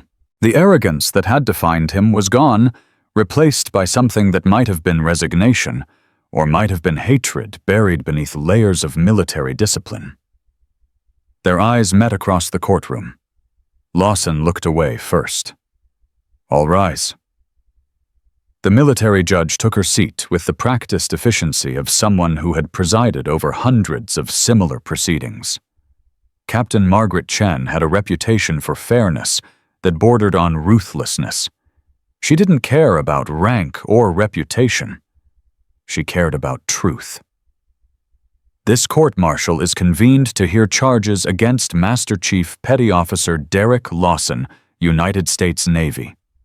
The charges are as follows: attempted murder of a federal officer, conspiracy to commit murder, abuse of authority, conduct unbecoming, and violation of general orders regarding treatment of personnel under evaluation. The prosecutor stood. Commander William Hayes. No relation to Senior Chief Warren Hayes, carried himself with the confidence of someone who knew his case was airtight. The government is prepared to proceed, Your Honor. Defense. Lawson's attorney, Lieutenant Commander Patricia Morrison, rose with considerably less confidence. The defense is prepared, Your Honor. Very well. Opening statements. The prosecution laid out the case with methodical precision. The confrontation in the training yard, the escalation of hostility, the conspiracy to isolate Commander Reyes, the attempt to murder her under the pretext of neutralizing a foreign agent. Each piece of evidence dropped into place like stones building a wall around Lawson's future. When the prosecution called Reyes to the stand, the courtroom fell silent. She walked to the witness box with the same calm efficiency she brought to everything else. Her uniform was immaculate. Her bearing was perfect. Her eyes never left the prosecution's as she was sworn in. Commander Reyes, please describe your assignment at Naval Special Warfare Command on the date in question. I was conducting an authorized evaluation of operational readiness and personnel conduct under protocols established by Joint Special Operations Command. And what was your first interaction with the defendant? Master Chief Lawson approached me while I was observing morning formations. He made inappropriate comments regarding my gender and assumed civilian status. What was the nature of these comments? He referred to me as sweetheart and suggested I was looking for the gift shop. The tone was dismissive and designed to humiliate. How did you respond? I informed him that I was exactly where I needed to be. And his reaction? Escalation. He became increasingly hostile as I demonstrated knowledge that contradicted his assumptions about my identity and capabilities. The testimony continued for 2 hours. Reyes recounted every detail of the confrontation, the warehouse trap, and the combat that followed. Her voice remained steady throughout, professional and precise. When the defense began cross-examination, Morrison approached carefully. Commander Reyes, isn't it true that you deliberately concealed your identity and authority during this evaluation? I did not display visible credentials. That's standard protocol for operational assessments. But you could have revealed your identity at any point and prevented this situation from escalating. Yes. Then why didn't you? Reyes paused. The courtroom held its breath. Because revealing my identity would have changed Master Chief Lawson's behavior without changing his character. He would have treated me with respect because of my rank, not because I deserved it as a person. The evaluation was designed to assess how personnel respond to situations where authority isn't immediately apparent. So you deliberately allowed the situation to escalate. I allowed Master Chief Lawson to make choices that revealed his true nature. The choices were his. The consequences are his. Morrison pressed harder. Commander, isn't it possible that Master Chief Lawson genuinely believed you were a foreign agent, that his actions, while misguided, were motivated by legitimate security concerns? If Master Chief Lawson believed I was a foreign agent, proper protocol required him to report his concerns through official channels and request federal investigation. Instead, he isolated me from witnesses' disabled monitoring equipment and stated his intention to kill me in a way that would be recorded as a training accident. He said those exact words. He said threats to national security get handled in ways that don't involve lawyers or congressional oversight. The implication was clear. Implication isn't proof. His weapon in my face was proof counselor. The defense had no further questions. The prosecution called additional witnesses. Corporal Davis testified about the orders he received and the discomfort he felt following them. Senior Chief Hayes, facing his own disciplinary proceedings, confirmed that Lawson had explicitly discussed killing Reyes before anyone could verify her identity. Lieutenant Commander Thornton described the federal communications that revealed Reyes's true identity and the horror he felt realizing how close Lawson had come to murdering a superior officer. Petty Officer Webb testified about Mogadishu, revealing classified information under court seal that demonstrated Reyes's history of heroism and the personal connection that had motivated his intervention. When the evidence phase concluded, Captain Chen called a recess before closing arguments. Reyes found herself standing outside the courtroom staring at the Pacific Ocean and wondering if justice would actually be served. "Commander." She turned to find Lawson standing 10 feet away, his escort waiting at a respectful distance. "Master Chief, I wanted to say something before this ends. I'm not sure there's anything left to say." "There is." Lawson's voice carried something it hadn't contained before, something that might have been regret. "I was wrong. About you. About women in combat. About what strength looks like. That's not an apology. No, it's an admission. Apologies are words. Admissions are truths." Reyes studied him carefully. The arrogance was gone. In its place was something broken, but possibly something that could be rebuilt. "Why did you hate me so much before you even knew who I was?" "Because you represented everything I was afraid of. Change, challenge, the possibility that everything I believed about myself and my place in this world was wrong. And now I know it was wrong. I built my identity on being the strongest person in any room. You showed me that strength isn't about physical dominance or intimidation. It's about something else entirely. What? I don't know yet. But I'm going to find out. However many years they give me, I'm going to spend them understanding what you showed me that day. You tried to kill me. Yes, and you could have killed me. You didn't. That's been keeping me awake at night, trying to understand why. Because killing you wouldn't have taught anyone anything. Mercy sometimes accomplishes what justice cannot. Is that what this is, mercy? This is consequences. You're going to prison because you tried to commit murder. What you do with that time is up to you." Lawson was quiet for a long moment. "For what it's worth, I'm sorry. Not for what happened in the courtroom. For what happened in my head that made me think any of it was acceptable. That's closer to an apology. It's the best I've got." The escort approached, indicating that recess was ending. "Master Chief, one more thing." "Yes. The men who followed you. Davis, Murphy, Thompson. They came to me after you were arrested. They apologized. They asked how to be better. What did you tell them?"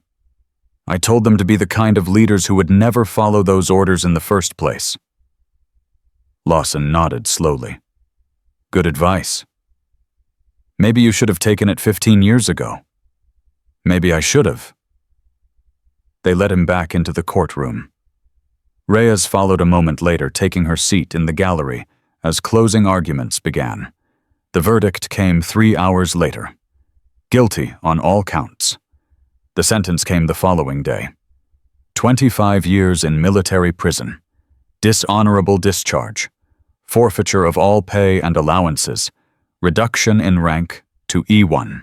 Everything Lawson had built over 15 years of service destroyed in a single morning because he couldn't accept that a woman might be his equal. As they led him away, he looked back at Reyes one final time. She nodded. He nodded back. It wasn't forgiveness, but it might have been the beginning of understanding. 6 months later, Reyes stood in a different courtroom, this time receiving a medal she hadn't asked for and didn't want. The Navy Cross, second only to the Medal of Honor, awarded for extraordinary heroism in combat during the Yemen operation. Admiral Morrison pinned it to her chest, while 200 people applauded and cameras recorded every moment. For conspicuous gallantry and intrepidity in action, he read from the citation. Commander Reyes led a surgical strike against a high-value terrorist target, personally neutralizing the threat and recovering intelligence that prevented coordinated attacks against American citizens. Her actions saved an estimated 100,000 lives. 100,000 lives. The number still felt abstract, impossible, too large to comprehend. But the faces of her teammates were real. Torres standing in the front row grinning like a proud father. Reynolds and Jackson flanking him. Cole wiping something from his eye that he would later insist was dust. Webb was there too. Officially, he had no connection to the classified operations being honored. Unofficially, he had become family. "Speech," someone called from the crowd. Reyes looked at the medal on her chest, then at the faces watching her expectantly. "I'm not good at speeches." Laughter. "But I'll say this. The work we do doesn't happen because of individuals. It happens because of teams. The people standing in this room, the people who couldn't be here, the people who will never be recognized for what they've sacrificed." She thought about the 7 teammates who died in Mogadishu, about the old goat herder who had stumbled onto their insertion point and kept quiet because he understood survival, about Davis Murphy and Thompson, who had learned something valuable from their worst mistake. We do this work because someone has to, because the alternative is unacceptable. Because there are people in this world who want to hurt innocent civilians, and the only thing standing between them and success is us. Her voice cracked slightly. I wear this medal for everyone who can't wear their own. For the fallen. For the forgotten. For the ones who gave everything and asked for nothing in return. Silence. That's all I've got. The applause was thunderous. After the ceremony, Torres found her hiding in a maintenance corridor, away from the crowds and cameras. You okay? I hate ceremonies. I know. That's why I brought this. He handed her a bottle of beer already opened. You smuggled alcohol into a Navy ceremony. I smuggled alcohol into a classified black site in Afghanistan once. This was nothing. Reyes laughed. Actually laughed. The sound surprised both of them. What happens now? Now we go back to work. The Russians are still angry. The networks al-Rashid was part of are still operating. The war doesn't stop because we won one battle. I know. But tonight we celebrate, because that's what families do. Families. That's what we are, Natasha, whether you like it or not. She took a long drink from the bottle. I like it. Good. Now come on. Your team is waiting. And Webb brought cake. Webb brought cake, apparently his grandmother's recipe. He's been talking about it for weeks. Reyes followed Torres back toward the reception where her teammates were gathered around a table covered with food and drinks, and the kind of chaotic energy that only came from people who had survived impossible things together. Reynolds was telling a story that made Jackson choke on his beer. Cole was arguing with the Admiral's aide about proper aircraft maintenance procedures. Webb was carefully slicing a cake that looked like it belonged in a professional bakery. Reyes stood at the edge of the group watching them. Her team, her family, the people who would follow her into hell and fight beside her until the flames consumed them all. "Commander." Webb noticed her standing there. "Come get some cake before these animals eat everything." She walked over and accepted the plate he offered. "This is really your grandmother's recipe. 3 generations of Cuban baking secrets. Don't tell anyone or I'll have to kill you." "I think I can keep a secret." "I know you can. That's why I like you." The cake was incredible, sweet and dense and perfect in ways that military food never managed to be. "Webb, you're in the wrong profession. What special operations doesn't need bakers? I'm just saying you have options." "Commander, my option is standing right here, with my team, where I belong." The words carried weight that had nothing to do with cake or careers. "Glad to hear it. Besides, someone has to watch your back. You have a habit of walking into warehouses full of people who want to kill you." "That was one time. That we know of." Torres raised his beer. "To the commander, who taught us that real strength has nothing to do with how hard you can hit." "To the commander," the team echoed. Reyes felt something warm spread through her chest. Not the beer, not the cake. Something deeper. "To the team," she said, "who taught me that I don't have to carry everything alone." They drank. Outside, the sun was setting over the Pacific Ocean, painting the sky in shades of orange and gold that looked like fire, but felt like peace. Somewhere in the world, enemies were planning. Threats were developing. The next mission was already taking shape in classified briefing rooms, but tonight, none of that mattered. Tonight was for family. Tomorrow, they would save the world again. 1 year later, Reyes stood at the memorial wall in a classified facility that officially didn't exist, running her fingers across 7 names that would never appear in any public record. The first anniversary of the Yemen operation. The first anniversary of justice for Mogadishu. "Hey guys," she said quietly. "I kept my promise. Al-Rashid is gone. The network is destroyed. The attacks he planned never happened." Silence. The names didn't respond. They never would. "I wish you could have been there. I wish you could have seen him realize that everything he built was about to come crashing down." She touched each name individually. Martinez, Kowalski, Williams, Jackson, Rodriguez, Thompson, Chen. 7 names, 7 lives, 7 teammates who would never grow old. "I'm still carrying you with me, every mission, every decision, every time I have to choose between the easy path and the right one." A sound behind her. Torres standing at a respectful distance. "They'd be proud of you. They'd tell me to stop being dramatic and buy them a beer." "That too." Reyes turned away from the wall. "Any word on the Russian situation?" "Intelligence suggests they've moved on to other priorities. Apparently, losing al-Rashid cost them more than just an asset. It cost them credibility with their partners." "Good.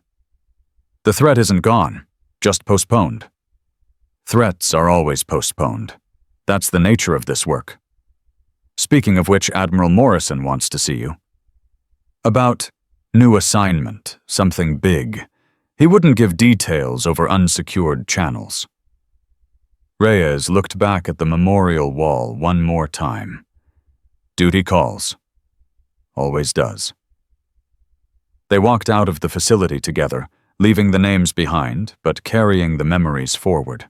Admiral Morrison was waiting in a secure briefing room with files spread across the table that carried classification markings Reyes had rarely seen. "Commander, thank you for coming." What's the situation, Admiral? We've identified a new threat, bigger than al-Rashid, more sophisticated, more dangerous. State actor, consortium, multiple hostile intelligence services working together. They're calling it Project Prometheus.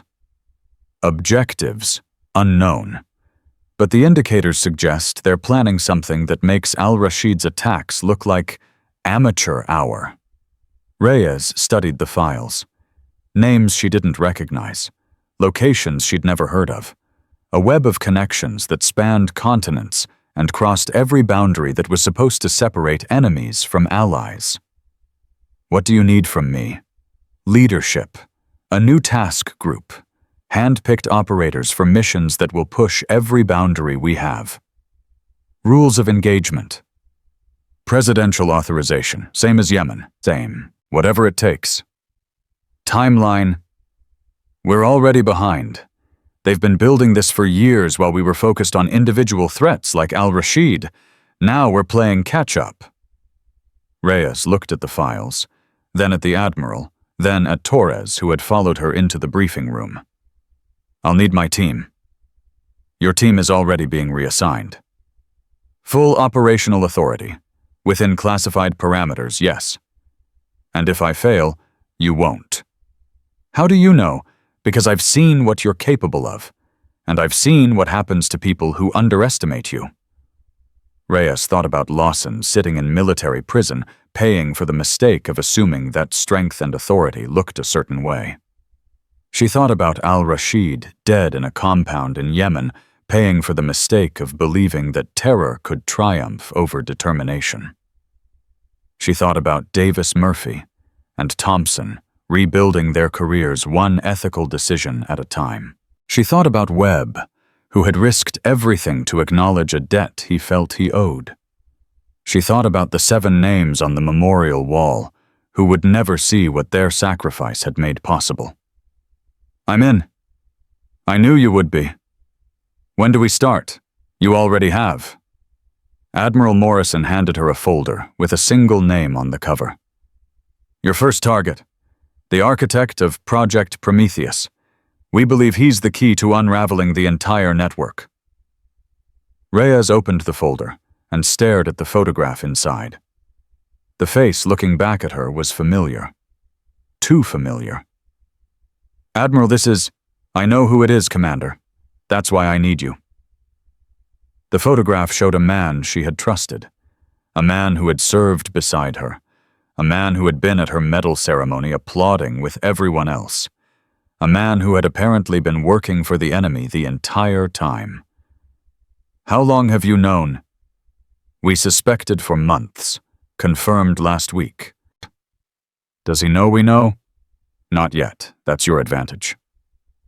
Reyes closed the folder. I'll need time to plan. You have 48 hours.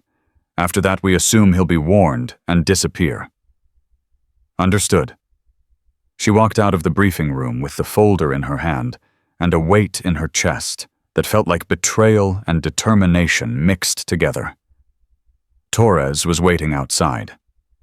Bad news. The worst kind. Want to talk about it? Not yet. I need to think. Whatever you need, I'm here. I know. That's the only thing keeping me from falling apart right now. Reyes walked toward the exit, her mind already racing through possibilities and contingencies and the terrible arithmetic of what had to happen next. Behind her, the memorial wall held 7 names in silence. Ahead of her, a new mission waited. And somewhere in between, a woman who had learned that true strength lay not in dominance, but in determination, prepared to do what she had always done. Lead from the front, fight for what mattered, and never ever let the bastards win. The war wasn't over. It was never over. But as long as there were people willing to stand in the darkness and hold the line, the light would survive. Commander Natasha Reyes was one of those people, and she was just getting started. Because in the end, it wasn't about medals or recognition or the approval of people who would never understand what the job required. It was about the quiet ones. The ones who carried the weight so others didn't have to.